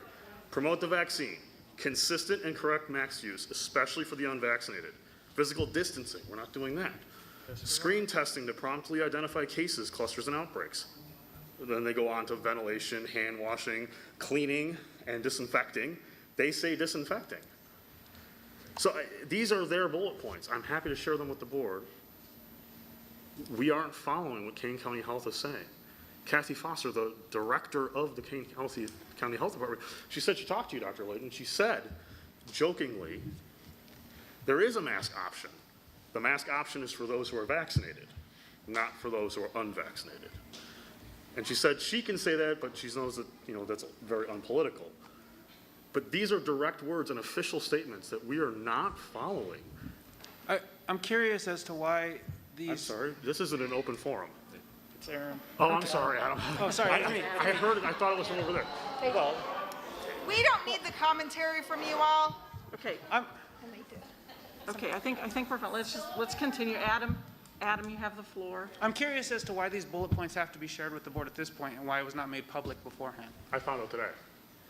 That's the reason, Adam. I was on the phone with the Kane County Health Department today because Kane County Health Department did their press release on Friday, and we have our board meeting tonight. And they even apologized. They said, we tried so hard to get this as soon as we could, but they had to talk to Dr. Layden, they had to talk to ISB, they had to talk to IDPH. She was very apologetic, and then she said, but please share this with your board. This is our official stance as the medical professionals and the health department. Okay, I'd like to jump in really quick and ask Dr. Layden if he could relay what happened on the 1 o'clock discussion today with superintendents and what the Kane County Health Department told you. Yeah, the one point I do want to clarify is the sentence that is the use of should in CDC guidance for COVID-19 prevention does not imply a strategy is optional. When we had that conversation today, we had a lot of conversation on that sentence, and at that point, the interim director of the King County Health Department did say that is not a legal opinion, that is just her opinion. So the legal piece is it's somewhere between optional and recommended. So it was backtracked on our conversation today with the area superintendents that the way it's stated there is not accurate. But I talked with three, so, and I don't want to, I'm not trying to argue with that. I really am not. But I'm saying that I think there's a difference of interpretation here, and maybe that comes down to this, that what is legally required and what is right might not be the same thing. And I believe that was what she was saying today to me. I don't want to put words in her mouth because she didn't say the legal part. But she did say to me that when I come to the board meeting tonight, these are the official talking points of Kane County Health Department. Maureen, could we ask you to weigh in on the legal aspect of Am I that, on? please? So you're both right in that the CDC does not have the authority to say shall. They cannot direct your school board to do anything. They cannot, so should is the closest they can get to doing so. And I think the spirit of everything they've said would err on the side of masking versus making it optional for everyone. But they also recognize, and the state board has given the discretion, local school boards and superintendents have been begging for local control over this issue for months and months and months, and you finally have it. And so part of that comes the responsibility of using that discretion appropriately. And that's, so all of these are legitimate concerns and considerations, and absolutely the more layering of mitigation strategies you have in place, then the more you can perhaps ease up on masking. Which brings me back to my question, which we have not answered. We've said, we're not doing this because of this, or we're not doing this because of this. We're not layering anything. Why are we not layering anything? Why are we deciding to say, well, technically you don't have to legally, so we're not going to do what we think is right? They didn't say they don't think it's right. Don't put words into his mouth. Who? Todd. You're saying Todd is. I'm saying we. As a board. The layers of mitigation that we have are all to a legal specification of the word recommended. So if it says to clean our classrooms, could we go above and beyond and disinfect? We could for sure, and if we need to, we will. Okay. If we have if we have outbreaks, we will. If we have transportation-related issues, we will shift, we will adjust, we will do those. But part of the challenge is the incumbent piece from the state superintendent saying you need to get back to full in-person learning and to be able to do so on a regular daily basis. So to do that and balance it is where the challenge had been presented. So as we've had the conversations on each of those layers, sure, they're to the, as the language says from the State Board of Education, to the greatest extent possible, those practices that we have in place right now are to the greatest extent possible to be able to get us back to school. And as I mentioned, those can be shifted, they can be altered, they can be strengthened or removed based on what we're finding. The 3 feet gets us back. That's what we spent spring debating over, right? If we could do 3 feet, then we could make it work. But it was 3 feet and masks. All of the guidance still says if you can't do 6 feet, you need to be masked. We're saying both. We won't do either. We won't mask and we won't do 6 feet and we won't require testing. And I'm still seeing no layers. Is the guidance 6 feet or 3? IDPH now recommends individuals not fully vaccinated shall be required to cover their nose and mouth with a face covering when unable to maintain 6 feet from May 18th IDPH. That's not changed. It is still right there. I'm looking at it right now. The latest, and Ms. Lemon, if you want to weigh in, the latest that we have is that I know of is the 3 feet, unless 3 feet is what's recommended from the spring, and if it doesn't allow you to get back to full in-person learning, that 3 feet can be, I don't want to use the word compromised, but it can be less to make sure that full in-person learning takes place. So yeah, and I think that's absolutely. I think we all agree that the admirable goal is to get to school. Everybody is full-time face-to-face, right? That's what we should be having done, right? It sounds like, though, like if you go through the guidance, that to do that, to accomplish that, we should be shooting for 3 feet and we should be wearing masks, right? We don't want to go to remote or hybrid, right? We want to stay away from those two. We know how bad that went, right? So to stay in person, face-to-face, the best way for us to do that is to avoid outbreaks, to avoid problems, and to use these layered mitigations that all of the health departments are recommending we use. So I think that we had a lot of success last year watching our own internal metrics.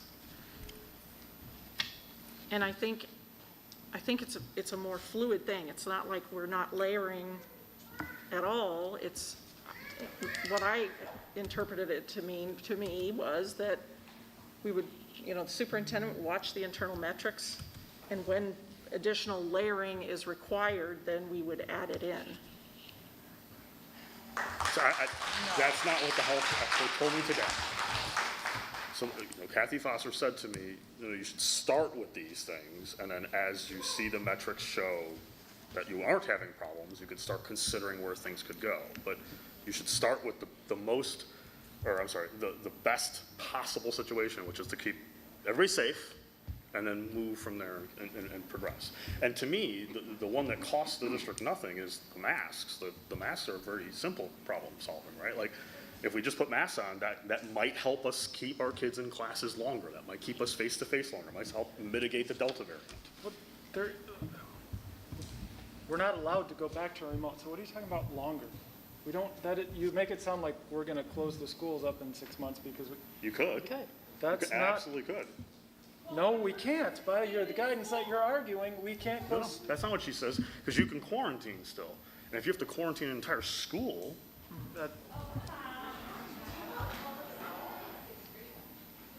Could you clarify that, Dr. Layden, about if the metrics show a certain thing, how far can they go? And maybe, Maureen, you could weigh in on that? I can share from the academic curricular planning what we would do, and then Maureen can share from a legal standpoint.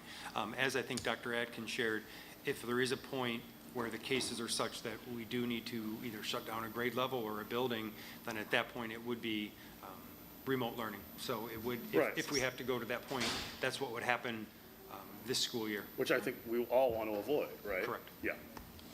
So it is possible.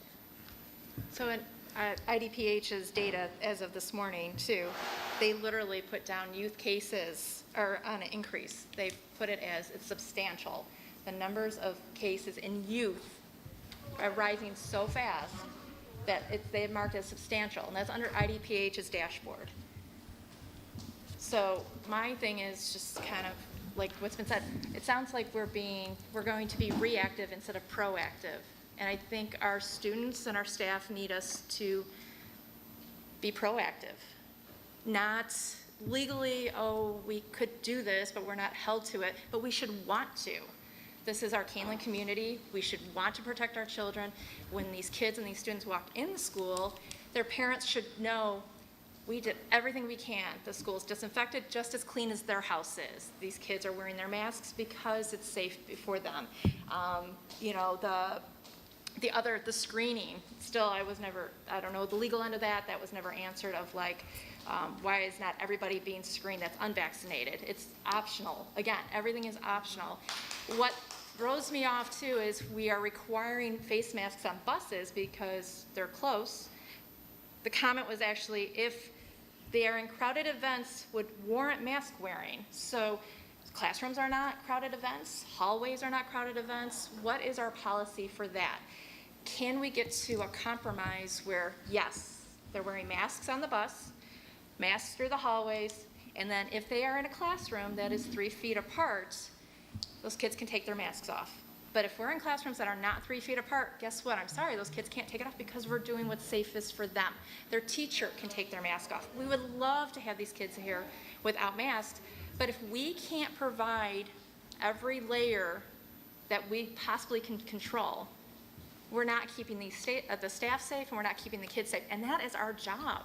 That is our goal, is to make sure every time these kids walk in, we know we've done everything that we could possibly do that we can control. And I feel like I'm missing something. Okay, what was your legal question you said was not answered? Can The you ask shield it directly, testing, please? why is not everybody being I required? don't believe that you can force testing on people. You can force masks. You cannot force vaccinations or testing. Yeah. What about vaccinations? Like, are we able to not require them to have vaccines?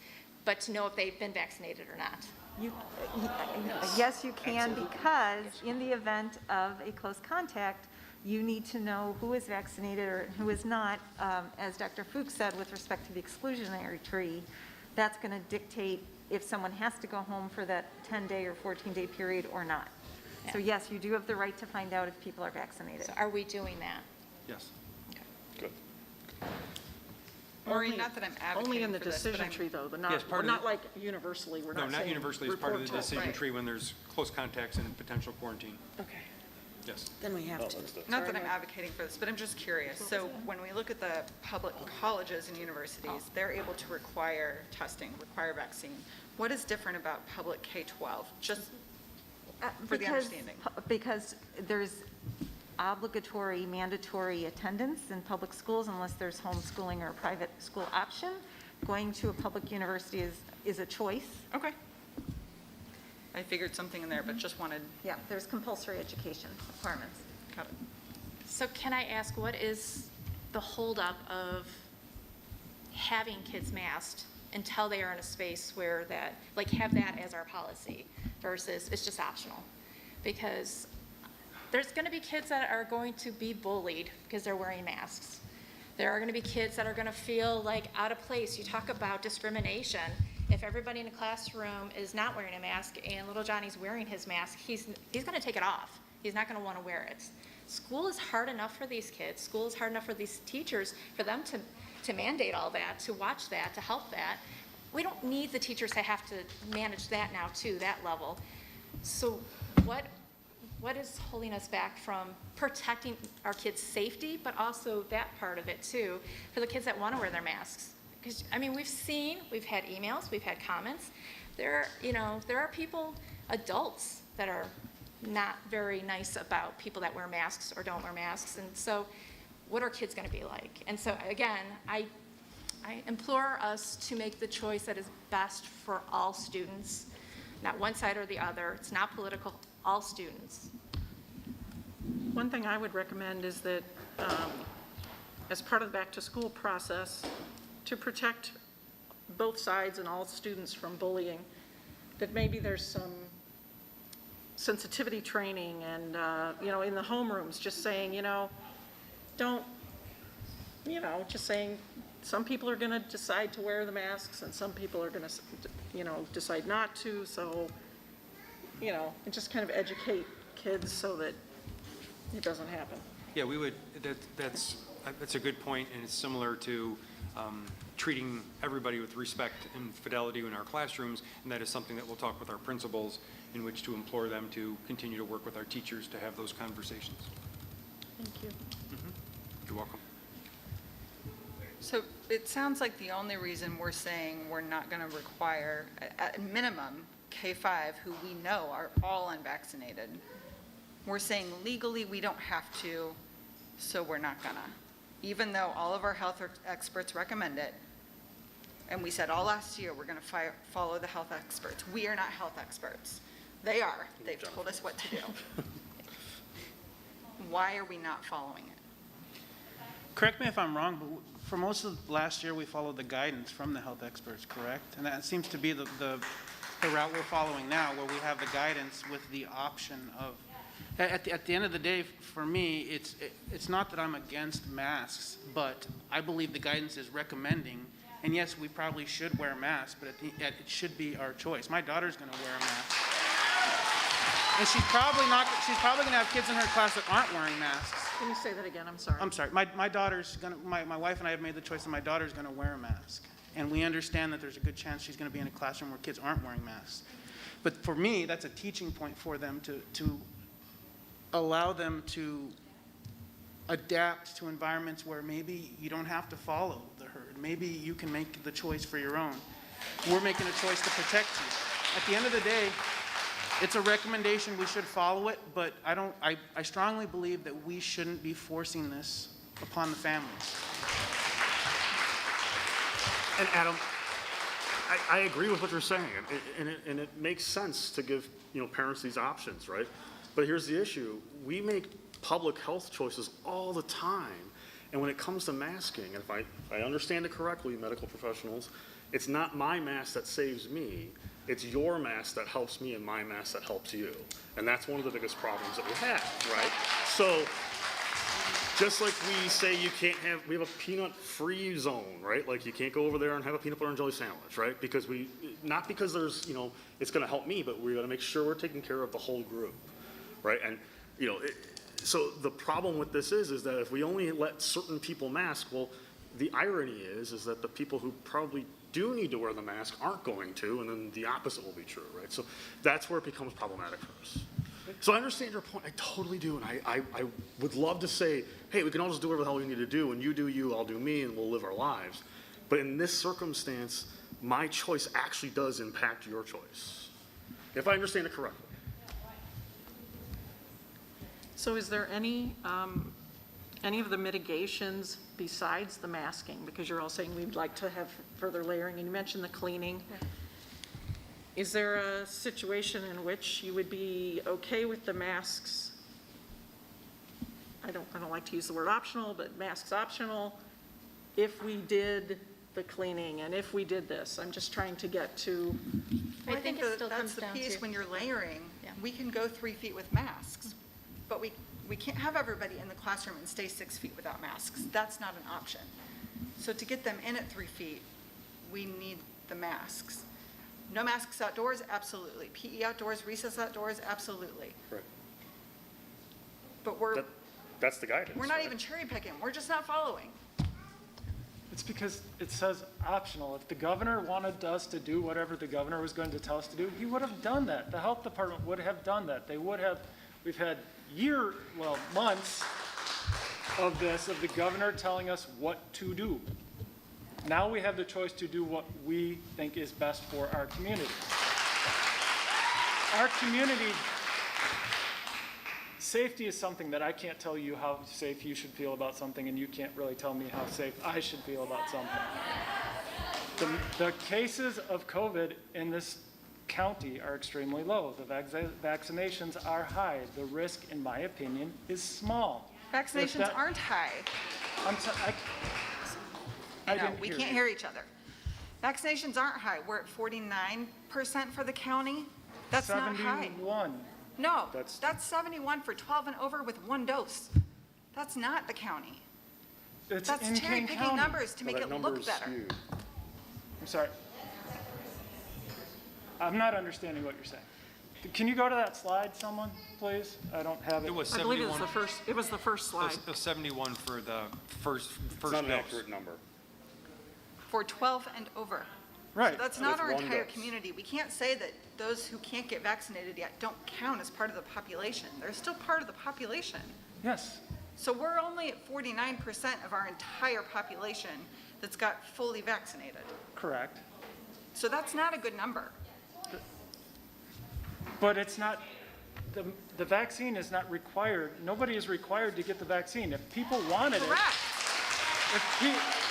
Guys, I know y'all feel strongly about this, but you're not helping right now. We can't have a conversation, and I'm losing my train of thought, and she's getting, please, just listen for right now and let us come to a decision. Okay. No, we just want you to listen. We can't see who's speaking to even know who to vote for because their masks are on. We're not asking you to vote for us right now. All right. If you wanted the vaccination by now, you could have gotten it unless you're 12 or under. Right. People chose not to because they feel safe. Fine. 12 and over, fine. They got to choose. 12 or 11 and under did not. They have not gotten to choose. Correct. And the science is my mask protects you, not me. All right. The ADPP study that this is one of the things that everybody keeps referencing says, at present, it appears children younger than 12 are less likely to become infected, less likely to spread, less likely to pass it along to others. This APP is saying, in so many words, children aren't a big risk. Less likely does not mean you're not at risk. I didn't say, there's risk in driving here. There's risks in everything. Yeah, but there are risks you can control. Putting a mask on helps mitigate the risk. It's like no different than putting a seatbelt on. It's not a huge ask. I disagree. Well, that's where we're going to disagree, I guess. Yeah. Well, and there's this, we don't know what we don't know yet in research. Like you said, you can say that, I can tell you what CDC, IDPH, this is what I do for a living. Work with the health departments. I pull dashboards all the time. This is my jam. This is what I geek out on. But we don't know what we don't know, but we do know anybody that has had COVID, there was a young girl, they talked about the long haulers. Our kids that are 12 and younger haven't had, they're not our test subjects yet because for the last year and a half, they've been masked. We've been masked. We've protected them. As much as parents want to say, oh, we've been out, we haven't masked them, they've been in their pods, they've been with their families, so they've been in their own little areas. We've been protecting our kids. Even if we don't realize we're protecting our kids, so they're going to start now. Like I said, IDPH is reporting youth numbers are rising. And so now they're looking at that. It's not even like minimal. They're like looking at it because from what, 2 to 4? Cases that are being reported. No, I understand that, but they keep reporting in the news. The numbers are going up. It went up from a real little number to another little number. That doesn't raise alarm because if it goes from 1% to 2%, but we're talking about 10 people, who cares? I do. I care about those 10 kids. Don't take me out of context. I'm not trying to. You're saying that the number's too small to, and statistically you're right. Statistically you're right. If we were talking about, all the other things we talk about, like, will this bus fail and all those things. Yeah, statistically you're totally right? But when it comes to a kid, if doing the simplest thing can help that one kid, then that matters. Yeah. Yes, it's statistically insignificant. It's totally insignificant, you're right. But that doesn't mean there's not personal tragedy. I understand that. I agree. But there's also downsides of not being able for your teacher to see your face while you're trying to give a speech lesson. There's all kinds of negative effects. I shouldn't say all kind, I don't mean to exaggerate. There are negative effects of wearing a mask. In my opinion, I do not think that the level of risk is to the point where we should require all of the kids to wear masks. So a comment on just what is the negative impact on masks. Countries and Asian countries have been wearing masks since 1950. If you want to find true research of what masks do or don't, health-wise, do they? And the thing is, they respect each other. So when somebody wears a mask, they're respecting somebody. And like we've been trying to say, is I wear this mask to protect you. That is the whole point of us wearing masks, is to protect each other. That's what we're missing. And the other point you made about like our government can't tell us, that's because every school, they can't make one mandate across the board because every school is different. They did last year. Well, but I'm talking about like masks and spacing. So when it comes to spacing, a school like, one school might be able to have 6 feet. They might have rooms that are smaller classroom or smaller, less students, bigger classrooms. They can do the 6 feet. So yeah, they can go without masks. That's great. And then there might be, we just said, not every one of our classrooms can have that 3 feet space. We don't have that luxury. Chicago's public schools, they're wearing masks because they have so many kids in their classroom in small classrooms.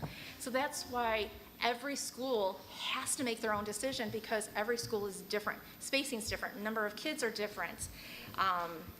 That's why there can't be a flat mandate of like, Plainfield does this, Kaneland's got to do this, Oswego's got, you know what I mean? It's because we are all different. We all have different sizes, classroom sizes of amount of kids.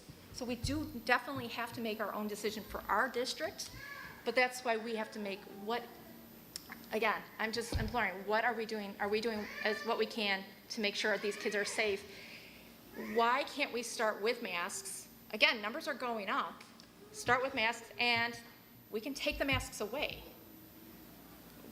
Or the disinfecting, or the layered effect. There's just, again, there's a lot of things that we're just not hitting that I don't feel safe, that we're not being 100% safe for our students and for our staff. We can never be 100% safe for our students and our staff. Well, don't take me, I didn't mean that either.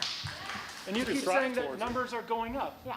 From very little numbers to very little numbers. That's, if you want to give me an actual, just saying they go up, well, yeah, of course they go up. They go down too. It's not a persuasive argument to me to say numbers went up because they went up from something really tiny to something really tiny. I mean, do you know the number? 0 to 9 years old. We've had almost 3,000 kids infected. Correct. 10 to 19-year-olds. We've had over 7,000 kids affected. So when we say kids aren't getting COVID, they are, and that's Yes, King they County. are. And what You know, period of so time are those numbers? Not last week. This was as of, well, it's up till Friday. So in 18 Today, this months. one is, March, or no, I would have to look. Probably. March of last year. So in 18 months, we had 7,000 kids more kids get pneumonia than that. Yeah, but the disease is different. It's more deadly. By the number of kids that have died in the United States from COVID is under 350. More kids died from pneumonia last year than COVID. Yeah, mass help pneumonia too. All right, can I move forward with the motion that we vote on it? Because Okay. I don't think we're gaining I want to any make sure that everybody's had an opportunity. I do want to say procedurally that we're saying we're doing this, we're doing this. We have this decision in front of us tonight. If this recommendation were to fail, then we can go on to the next level of, you know, you can make a motion for the next level. You know, I would say to do it incrementally, like if the main motion fails, I would suggest then maybe take, you know, a motion to, and this is just my opinion, to go to the next level up of mitigation, which would be K-5 or pre-K-5 masked and everyone else optional, and then the next level up would be masks universal. But we'll incrementally vote on these things because that's the only way you can tell that's the only way we're going to be able to make the decision. I don't think anyone's going to be convinced one way or another, you know, to the other side. So I do want to ask Bob, do you have any questions or would you like to make comments? No, at the present time, no. I'm following the debate.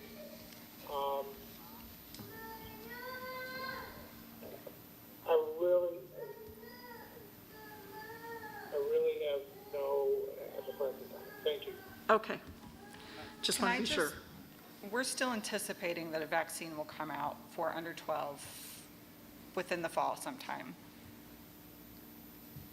The latest we heard, the younger individuals through age 5 might be fall, winter, but they believe the emergency use for 5 through 11 or 5 to 12 could be in the fall, yes. Mid-September, late September for the older of the younger students. Is that? So could we at least just say for the fall semester, K-5 is masked until those parents had the choice? I'm not asking you. Until those parents have the choice to either get the vaccine or not, and then it is parent choice. But that's not the recommendation right now, though, right? It is So not, that's what but you were I saying, want to Teresa, make it right? known that like that's kind of where I'd like to see versus this all or nothing. Okay, so Do we know why? how it was- about I'm sorry. last, can we go around the table, last comments? And then would everybody be comfortable then entertaining the recommendation first? I mean, that's the way we normally start, that's our procedure. We start with the recommendation from the district and we go from there. So can we? Can I ask a point of clarification? Yeah. Sorry. Why is it all bundled? Why aren't there, like when we did the return to learn, we did K-5, we did 6, and then we did 12. We didn't vote on that. We did too. Which version? I'm talking about the last one, where we sent some of the kids back to school in the spring. We broke it up into chunks. We didn't have it all as one. Yeah, that one, it's a good question. That was based on schedules, based on the number of students at the guidance that we had at that time. So now with the guidance for this, it does allow for the recommendation that I made. So then it was 6 feet, so it had to be a hybrid model. When we returned to 3 feet, because of the change it would have caused for high school schedules and credits, that's why we didn't include high school after spring break in the spring of 21. Different dynamics. Okay, thank you. You're welcome. Okay. So I'm going to entertain the motion now, and then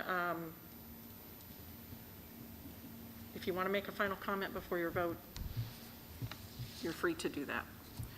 So I will entertain a motion at this time that the Kaneland Board of Education approve the updated back-to-school plan for 2021-2022 to include 1, fully vaccinated students and staff do not need to wear masks while at school.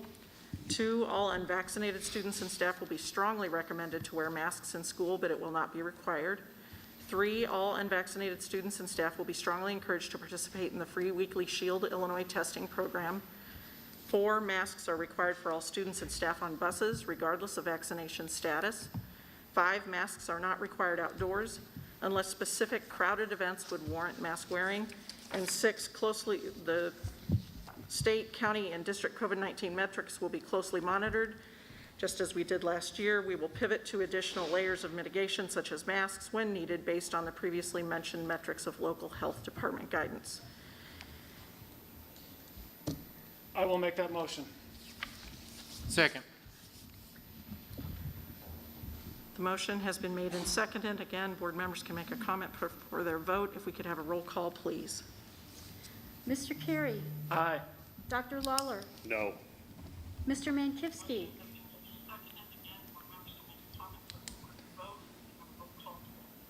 Is he there? Bob, are you? Aye. Okay, Was that thank yes? you. What was the What vote? was it? Aye.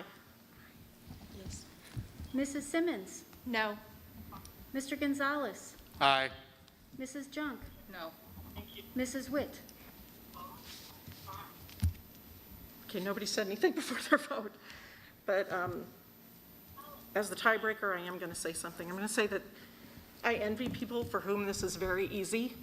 This is not easy for me at all.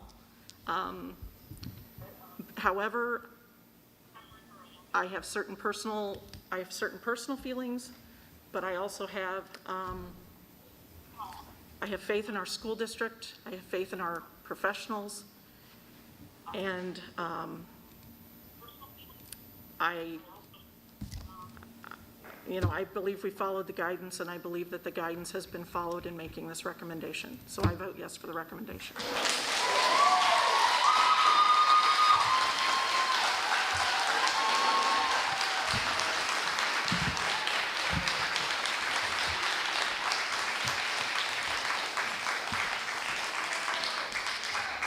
And the motion carries 4-3.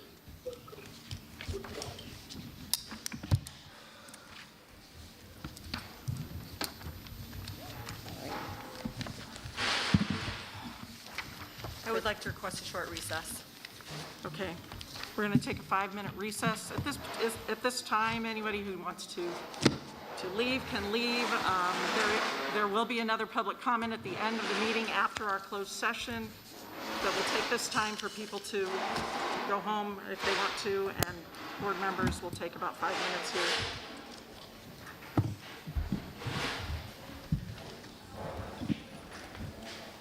I gotta quit drinking so much coffee. Yes, sir. Yes, there is. Just.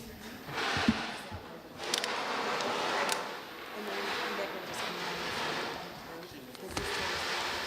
Okay, yeah, but there's some in the hallway. You can go left to the down.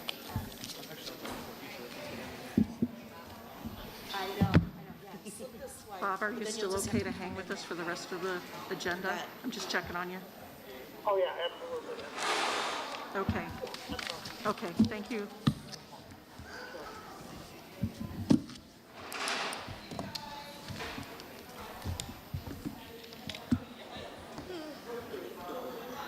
There are no additional slides for the next 3 presentations.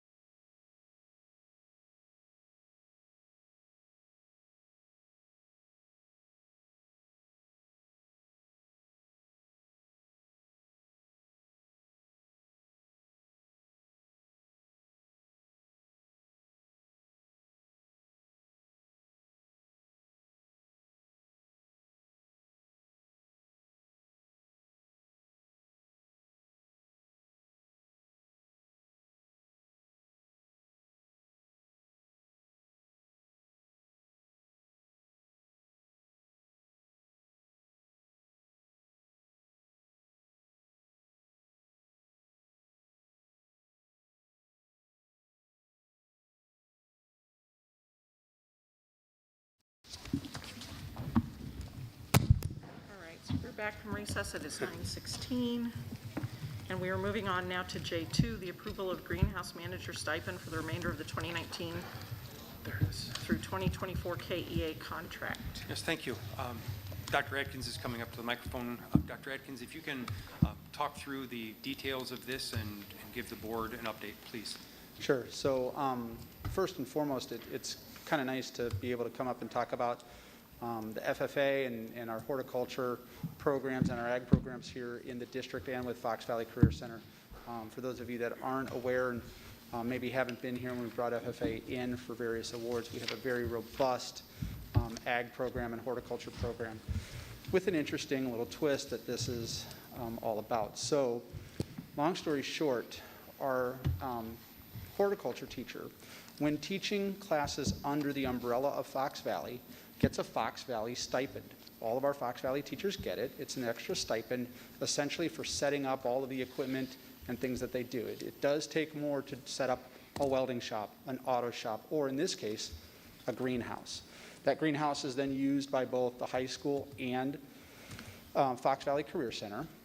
And what makes this a little interesting or complicated is the full totality of the greenhouse usage and what's required behind it and getting all the plants, keeping track of everything, keeping everything appropriately balanced. And I can't even tell you all the things that our Mrs. Heinzen, our teacher, does in this program with the greenhouse. But being the very good advocates for our kids that our district employees are, she goes out and gets an FFA stipend that matches the dollars that she gets paid to run the greenhouse. So the totality of running the greenhouse is actually way more than what the Fox Valley Career Stipend covers, by double.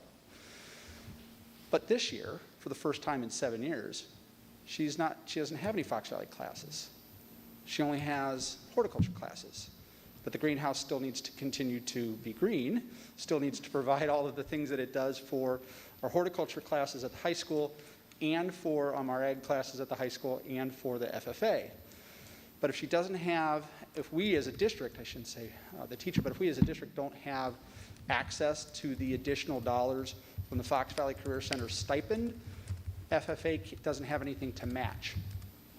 So what I'm coming to you to ask tonight is that we approach the KEA to draft an MOU that would allow us to, in a year where Fox Valley Career Center does not have an ag or horticulture class, and thus that teacher is not eligible to get the Fox Valley Career Center stipend, that we pay the stipend instead. So that way we can continue to receive the matching funds from the state for the FFA, and thus by proxy allow us to maintain our greenhouse, maintain our programming for the Future Farmers Association, for our ag classes, for our horticulture classes. In a year where there are classes run by the Fox Valley Career Center, that teacher would be eligible for those stipend dollars, and we wouldn't need to have the greenhouse stipend. So in a year like we've had the last 7, we wouldn't need the stipend, but in the year like we have coming up, we would need the stipend to be able to receive the matching dollars from the FFA to then be able to run our programming. Questions from the board? Didn't we just spend thousands of dollars fixing the greenhouse? So we probably should use it? Yes. Would be my recommendation. The volume of programming for FFA alone, it's a well-used area of the high school. So Dr. Adkins, in future years through 2024, if there is a Fox Valley Career Center course, then the expenses would back to the Fox Valley Career Center, correct? Correct. Okay. Other questions? Okay, I'll entertain a motion that the Kaneland Board of Education approve a greenhouse manager stipend for the remainder of the 2019-2024 KEA contract. So moved. Is there a second? Second. Okay, thank you. It was Jennifer. And a roll call, please. Dr. Lawler. Aye. Mr. Mankivsky. Bob, it's to you. Aye. Aye. Mrs. Simmons. Aye. Mrs. Witt. Aye. Mr. Gonzalez. Aye. Mrs. Junk. Aye. Mr. Carey. Aye. Motion carries 7-0. Thank you. We'll move on now to J3, which is the approval of policies from press on first reading. Yep, approval on first reading. I'm very fortunate to have Maureen Lemon with us, because typically when there are questions on press policy, we would reach out to Maureen on the policy-related questions, statute, code, or district choice. So as we typically go through these, I will share that where there are options and when there's options for the board, there's a number where we will fill in. But this one, interestingly enough, there are, I don't think there was one that had one of the major options where there was a yes or a no. There's a few with some dialogue if the board would like to ask additional questions, but we'll just start on the first one and work our way through. So the 110, which is page 1, the school district legal status. That is a 5-year review. There are no recommended changes. Just change the date and update it for compliance. Move on to number 2, which is, or page 2, which is policy 120, district organization, operations, and cooperative agreements. Again, it's a 5-year review. There are no changes to the policy. Number 3 is our mission statement, or page 3, policy 130. We do need a comma after college. We've had a lot of, the wording college, we've had a lot of conversation on that comma, and we do use that across the district. Page 4, which is District 210, School District Governance. Again, this is referenced for the press 1 update, which is during the public health emergency, and so that's what this is used for. So otherwise, we just revert back to regular policy other than when it's during a public health emergency. Just to clarify, I think I already know the answer, but Mr. Mankivsky is allowed to remote in for medical reasons. Are we allowed to add more reasons as a board, or is it state policy and we can't change it? There's a state statute. It's part of the Open Meetings Act that dictates what are the reasons. And I think there's the only 3 that are in the current policy. Thank you. Page 5, the next policy, 230, school district elections. It's just a draft update. There's nothing that would change One more question. operations. Yes. It says that I am the, or I'm sorry, because I am the secretary, that I am the submit ballots, but that's not what happens. They go to the county board, don't they? Or county elections office? Yes. So we can change this? Hold on. It used to be that the board secretary did that. Well, And I think you still, even though it goes through the county, it's still the board secretary who signs off, even though it's at the county. Maureen, is there? Because I do agree that it used to get turned in the district, but about 7, 8 years ago that changed. Right. So does that third paragraph need to change? I will have to check on that. I'll let you know. Okay. Thank you. we can bring that back. It can still be in consent on second reading. Yep, I'll provide an update on that one for clarification. Thank you. I think that this one, we talked about this a little bit maybe. I think that this is just in reference to referenda and not the election.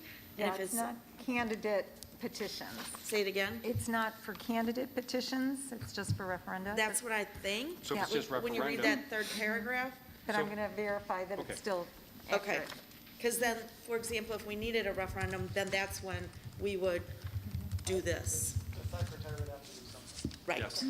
Sign off, and then I would deliver on your behalf. Okay. When you have But that thanks answer, for since it checking will on come that, back in Maureen. consent, could you give us that in an update? I will. The answer to that question? Thank you. Where are we now? Page 6, board, or policy 2130, board superintendent relationship. That's a draft update. Down at the bottom, it talks about the statutory text was previously in the policy footnotes. Now it's moved back into the text of the language itself. So it's just moved for formatting on the page. Board development 240.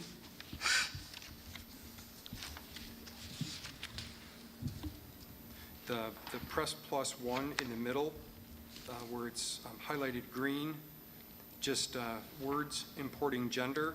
So throughout the policy, words importing the masculine or feminine gender include gender-neutral inclusive pronouns. As you'll see in most of our district language, we use students or child or parents.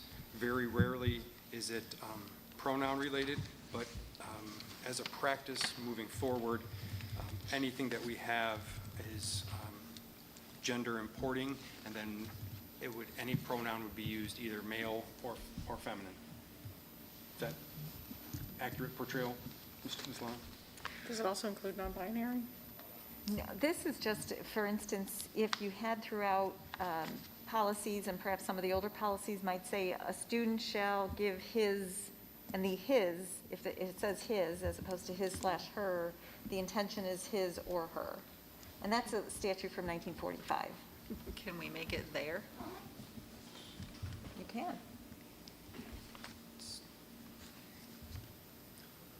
She said, can we make it there to make it all-inclusive? Yes, we can. That is the district right to be able to do so. We would just need to find where and when in district wording and policy that we would need to make sure that that's updated. But we can. Do I have to make a motion for that, or? I'm not necessarily opposed to what you're asking, I'm just not sure, is that going through 1,000 pages of documents, or doing find and replace, or what? You can do a word search, so you can find the word his or her and readily identify which policies has it and identify and then bring those forward to determine if they should be changed. Okay, so does the changing actually have to do, can we say yes, that we'll make it, I mean, this just talks about gender neutral inclusive pronouns.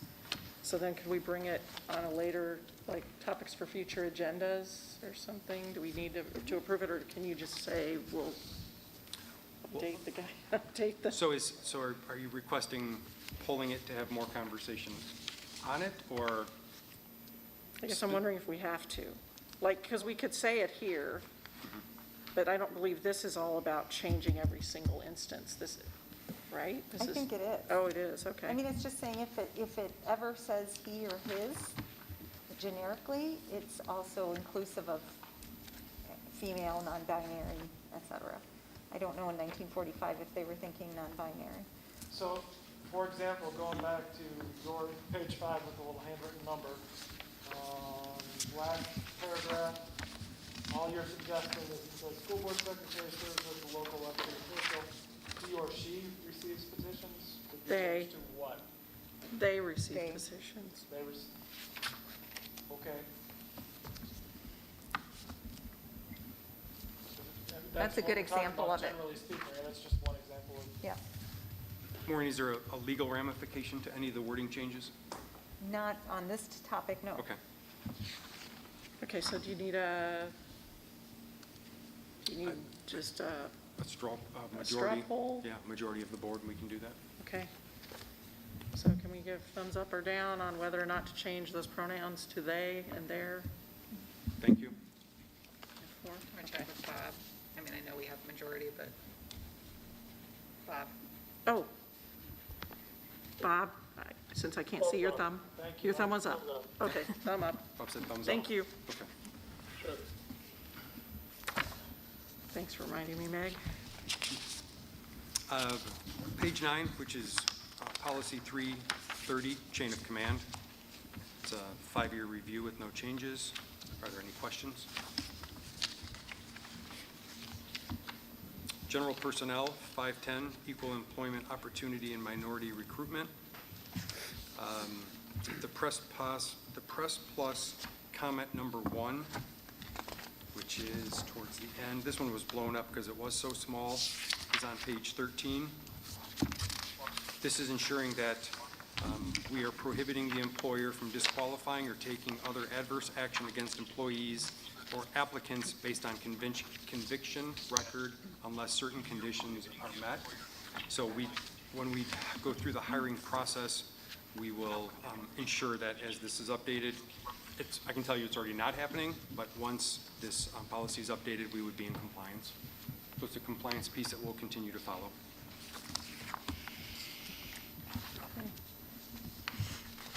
Page 14, policy 6100, using animals in the education program. There's not any changes in there. It's a 5-year review. 6145, which is page 15, migrant students. These are changes that we are recommended and need to be made based on press policy. We will adopt those, and when and if needed, we will make sure we follow that. English language learners, page 16, policy 6160. The part that's green in the middle, participate and serve the district's Transitional Bilingual Education Parents Program Advisory Committee. We do have that committee. That committee does meet and give feedback annually. Title programs, 6170. It's a 5-year review. We are in compliance with that one. Page 18, 6235, access to electronic networks. Julianne, as we talked about this one, other than the acceptable use form that we continue to use, was there anything else that needed to be noted? Not on this policy, because I think the next one is the one with SOPA coming up. So no, this one's good.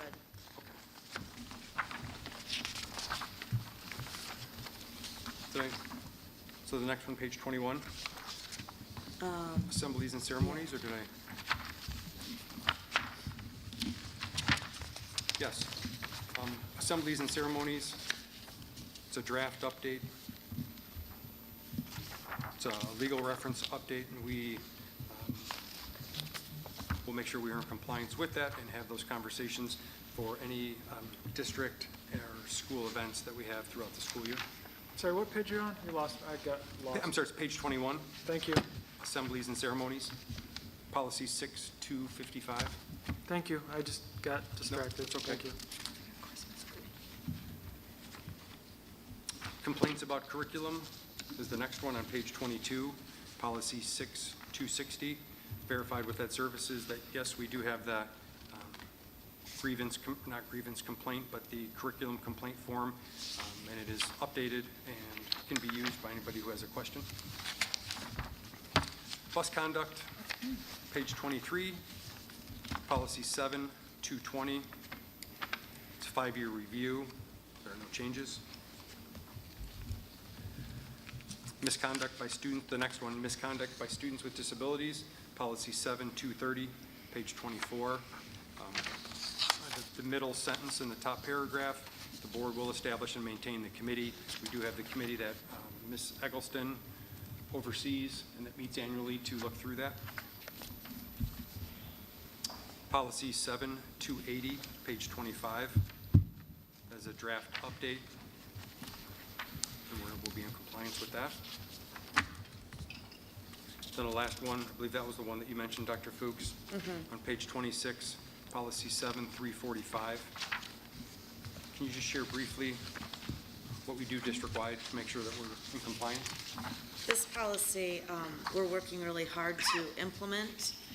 We've known it's been coming now for at least a year or more.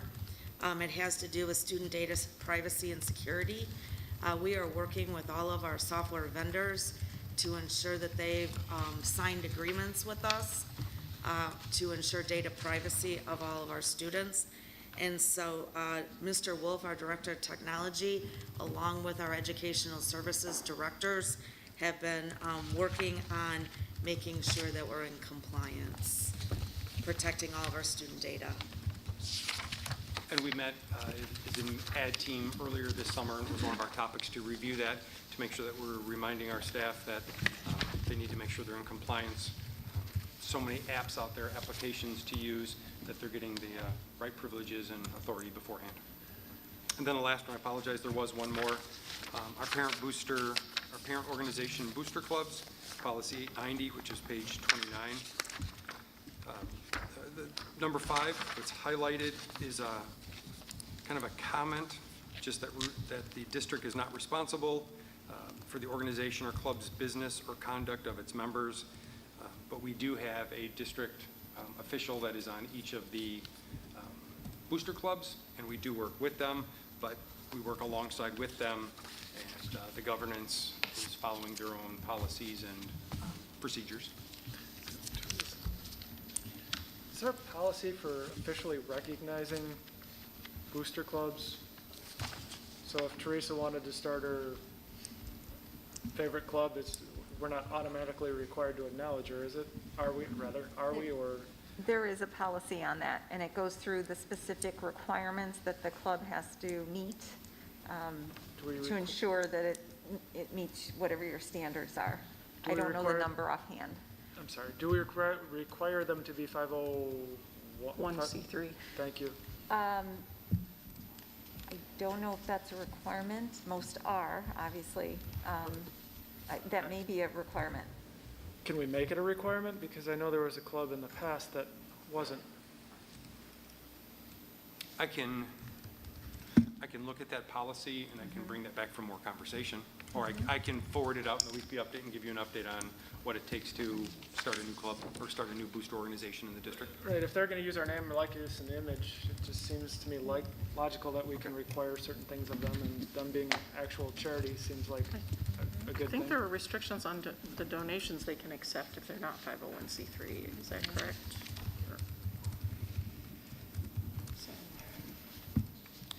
Is there, again, on that one, more follow-up information? We've taken a straw poll to make sure that everybody else is, I would think so. Is everybody interested in receiving that information?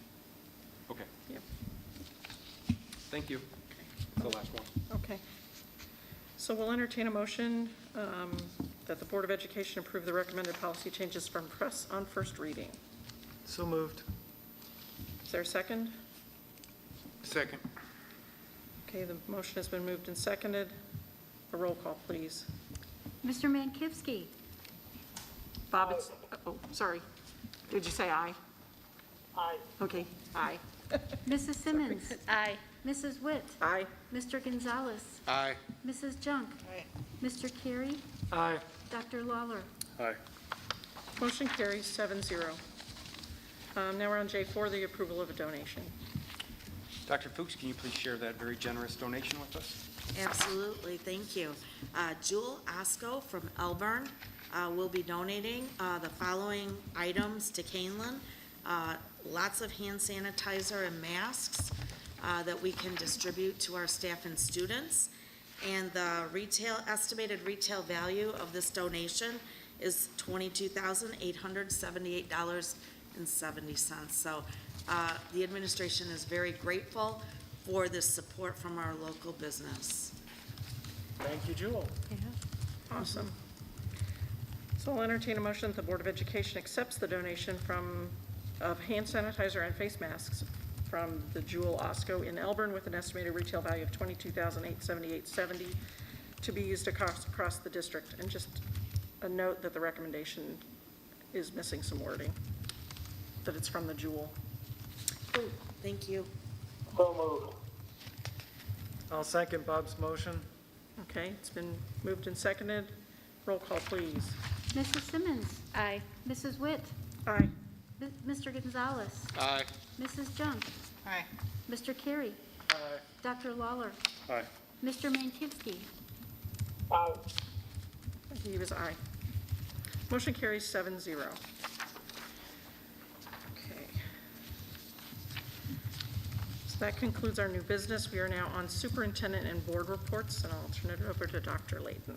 Yep, I just have a few brief updates as we head back to the start of the school year. Starting next week on August 2nd and 4th, we are excited to start our new teacher orientation. So we will have a number of our new teachers in the district taking tours of our building and getting to learn more about Kaneland. Then on the 9th, 2 weeks from today, we do have our staff coming in for our first day back. And on that day, we'll be sharing a lot of information on Kaneland Connects, which is our strategic plan. And then also scheduled for that board meeting that night, we will provide, myself and cabinet will provide an update on Kaneland Connects, our strategic plan. And And then our students, as you know, 2 weeks from Wednesday, we finally have our students back. We're looking forward to seeing them. And then just a brief reminder that Thursday night we do have our school board self-evaluation retreat, and that will take place here at Harder, but we'll be in the conference room. And so we will have the doors open to start in open session and then quickly move into closed session, and the entire meeting is in closed session for the self-evaluation. Okay, and just to clarify, there won't be, before going into the closed session, there will not be a public comment on that, because Correct, Thursday night. there's nothing on the agenda Yep. except the evaluate. Correct. First thing in the morning, Beth and I will get the agenda posted. There is not a public comment that is required for that meeting, so there will be no public comment Thursday night for that meeting. Thank you. Thank you. That was all I had for tonight. Dr. Fuchs? I don't have anything further for tonight. Thank you. Board members, anything to report? Not a report, but a question. I've seen questions and comments from parents asking when we're going to start receiving communication about the upcoming year, not math, just basic things that would happen. As a new parent, I also have received nothing. So when will we start communicating with parents? Which, certain information that, is it busing information you're looking for, backpacks, back to Anything. school, those things? Anything. All of it? Okay. I will check with the principals tomorrow and see when they have their list set up to send out. Thank you. Other comments, reports? Hearing none, we'll move on to topics for future agendas. Anything at this time? Hearing none, we'll move on. So this is the second opportunity for public comment. And I'm going to start with the first sign-up sheet that we still had names on, and then I'll go on to the second one. I think we have time during the time period that we allowed, hopefully to get through all of them, if everybody will please adhere to the 3-minute time frame. So the first person on this list is Kim Bartowiak.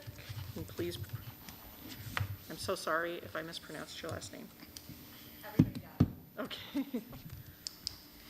If you say it for me, Even I my will try. I'll try to remember. After 20-some years of marriage. My name is Kimberly Bartkowiak, and I have 3 children in the Kaneland School District, and I am a resident of Elburn. I stayed here tonight just so I can share that I know it's hard to put what is lawful and what is right above personal opinion. From day one, I had been concerned about the safety issue of filling a building with our children and not being able to identify the people walking the halls alongside of them, especially when we're returning to full capacity after a year where children suffered mental, depression, and anxiety. So thank you for no longer ignoring one safety issue for the sake of another and taking the beginning steps to secure a safer environment in the coming school year. For every study or argument for masks, there is one against. Interpretation and opinion varies, and the absolute had simply not been made one way or the other. So I want to thank you as a district for not choosing to decide for all which study we should all believe to be truth, disregarding the others. Thank you for maintaining a stance that recommendations would be followed. Future thoughts regarding discriminating between vaccinated and unvaccinated, I would like you to remember that in the past, the district had claimed that due to student privacy, you were unable to single out a student to check a backpack if they had made threats against the school. Yet, some of you have discussed tonight that you may feel it is okay to violate an unvaccinated student's privacy by forcing them to wear a label revealing their medical history. Remember, you must protect the privacy of all of your students.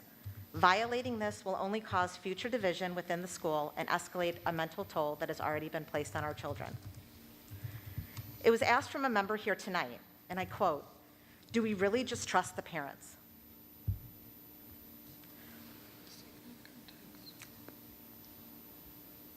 I can't say anything else about that quote. To the rest of you, I really want to thank you for showing your students and families what respect, personal responsibility, and maintaining the ability to make choices right for them is all about. Thank you very much. Thank you for your comments. The next person on the list is Tina Medlin Wilson.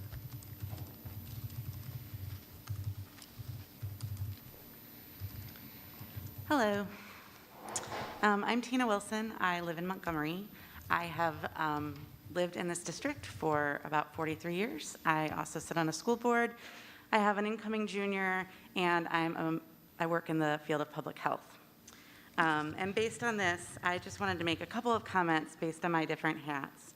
And I wanted to say I was a little disappointed in a lot of this meeting tonight, because I think it's important to remind the school board that your obligation is not to automatically agree or trust all the information presented to you, but to discuss it and to hold the administration accountable for their presentation.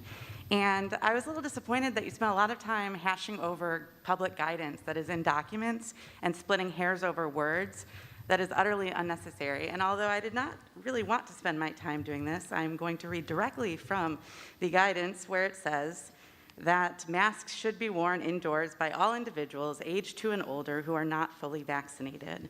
Consistent and correct mask use by people who are not fully vaccinated is especially important indoors and in crowded settings when physical distancing cannot be maintained, and the CDC recommends schools maintain at least 3 feet of physical distance between students within classrooms, combined with indoor mask wearing by people who are not fully vaccinated to reduce transmission risk.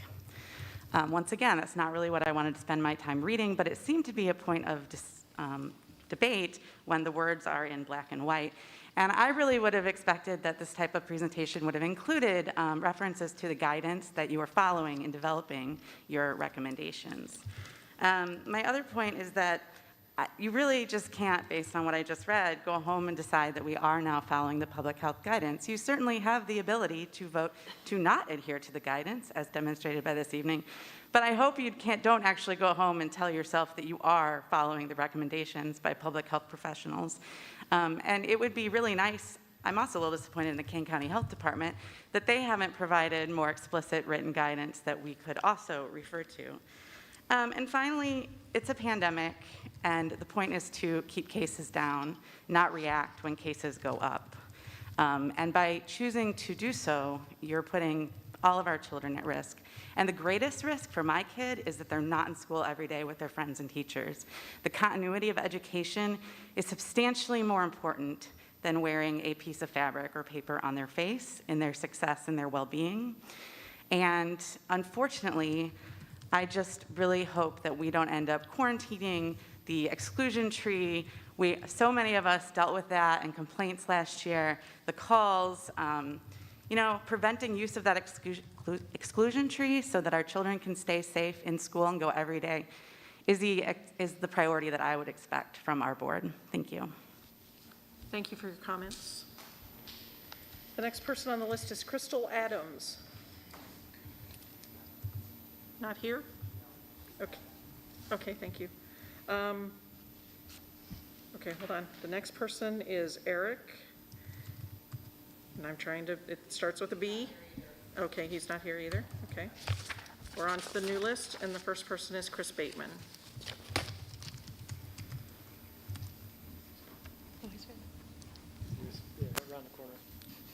Hi. I would like to thank the board, first of all, for your conversation and your opinions. Ms. Simmons, Ms. Junk, some of the points that you brought up around the cleaning and the layering were something that I was unaware of how that was set to go forward, and I thought there were some very good points made there, and something that probably should still be considered as part of this. I would like at some point some clarification from either the board or from Dr. Layden in regards to the decision tree and how that affects the remote learning piece. So I know we mentioned remote learning has to do with if you are quarantined by the health department, but if my child is sick and I call them in and based on the decision tree, they have to be out for 10 days, do they fall into that ability to be remote learned, or is that just 10 absent days that they get worksheets and packets for? Just some clarification on that. I think that would be prudent to come out with the communication that Ms. Junk requested, because there really hasn't been much email. It's been kind of a hunt and find to get school lists and things like that. So just a general welcome back to school would be nice to have. Thank you. Thank you for your comments. Next person is Tonya Grosinger.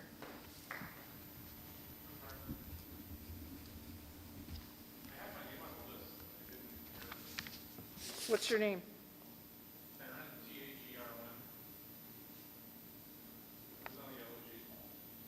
Yeah, you're next after Tonya. After Tonya is you. Yeah.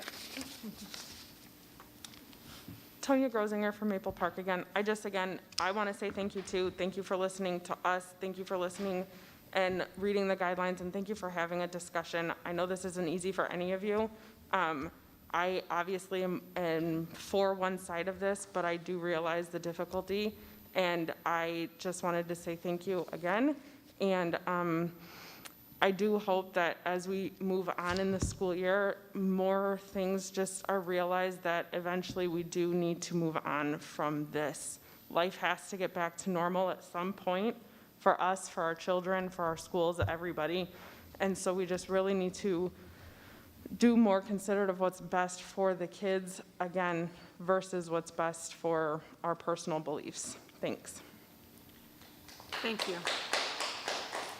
Okay, Theron, it's your turn. Theron Henderson.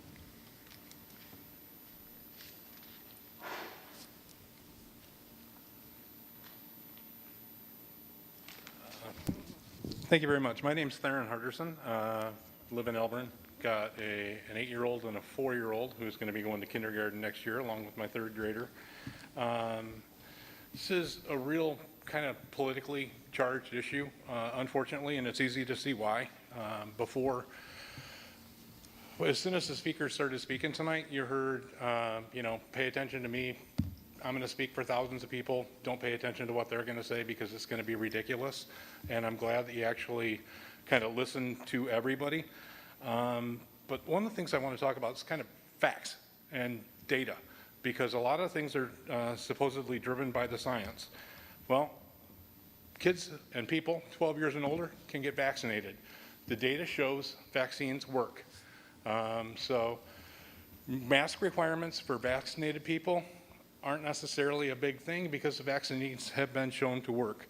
Sean O'Leary is an immunization researcher at the Children's Hospital in Colorado. He also happens to be the vice chair of the American Academy of Pediatrics. Sean O'Leary says younger kids, 10 and under, are both less likely to get infected when exposed and less likely to spread the disease when they are infected. So 10-year-olds and younger are pretty safe. 12-year-olds and older can get vaccinated. So it's that 11-year-old category that we really have to worry about. What I'm trying to point out is statistics prove and statistics show that for kids, COVID isn't necessarily as deadly as it is for adults. 188 kids died of the flu in 2017 and 2018, unfortunately, as reported by the CDC. Accidents happen. Kids do get sick. I don't want to make statistics out of, exaggerate too much or seem insensitive, but unfortunately these things do happen, and whatever we do, we can't prevent everything. My 4-year-old fell down and broke his collarbone last week. All he was doing was walking. He tripped and fell, broke his collarbone. I don't expect everybody here to change what they're doing based on my 4-year-old falling down. They don't need to insulate or pad their floors or anything like that. However, I do realize that a lot of people can be sensitive to the fact that my 4-year-old hurt himself based on the 135 comments on my wife's Facebook page saying how sorry they are that that happened. So I'm not without empathy and not without sympathy for people that do get sick and get injured. However, the statistics show that it is safe for kids to be unmasked. Thank you very much for your help. Thank you for your comment. Next person is Matthew, and is it Pelagata? Matthew from Maple Park? Okay, I don't see Matthew. Matthew coming to the, Robin Olson? Robin left. And Jennifer, and I'm not sure what Jennifer's last name is either. So, huh? Oh, okay. Yes. That's it.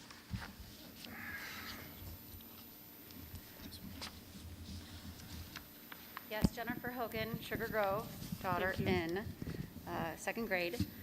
First of all, Teresa Witt, I want to say thank you, because at the beginning of this meeting, you say how important it is to listen to your stakeholders and their comments and what they have to say. And I know you made a tough decision today, and I appreciate the fact that you put your personal fears, your judgment to the side, and made a decision based on you and your position as a president of the board member and the board. So I appreciate you doing that.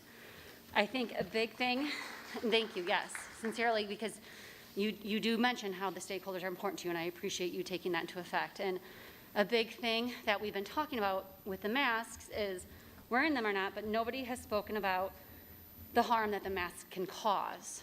And Jennifer Simmons, I know you brought up about the Asian countries wearing masks. They have a much higher population than we do, and it's also a personal choice.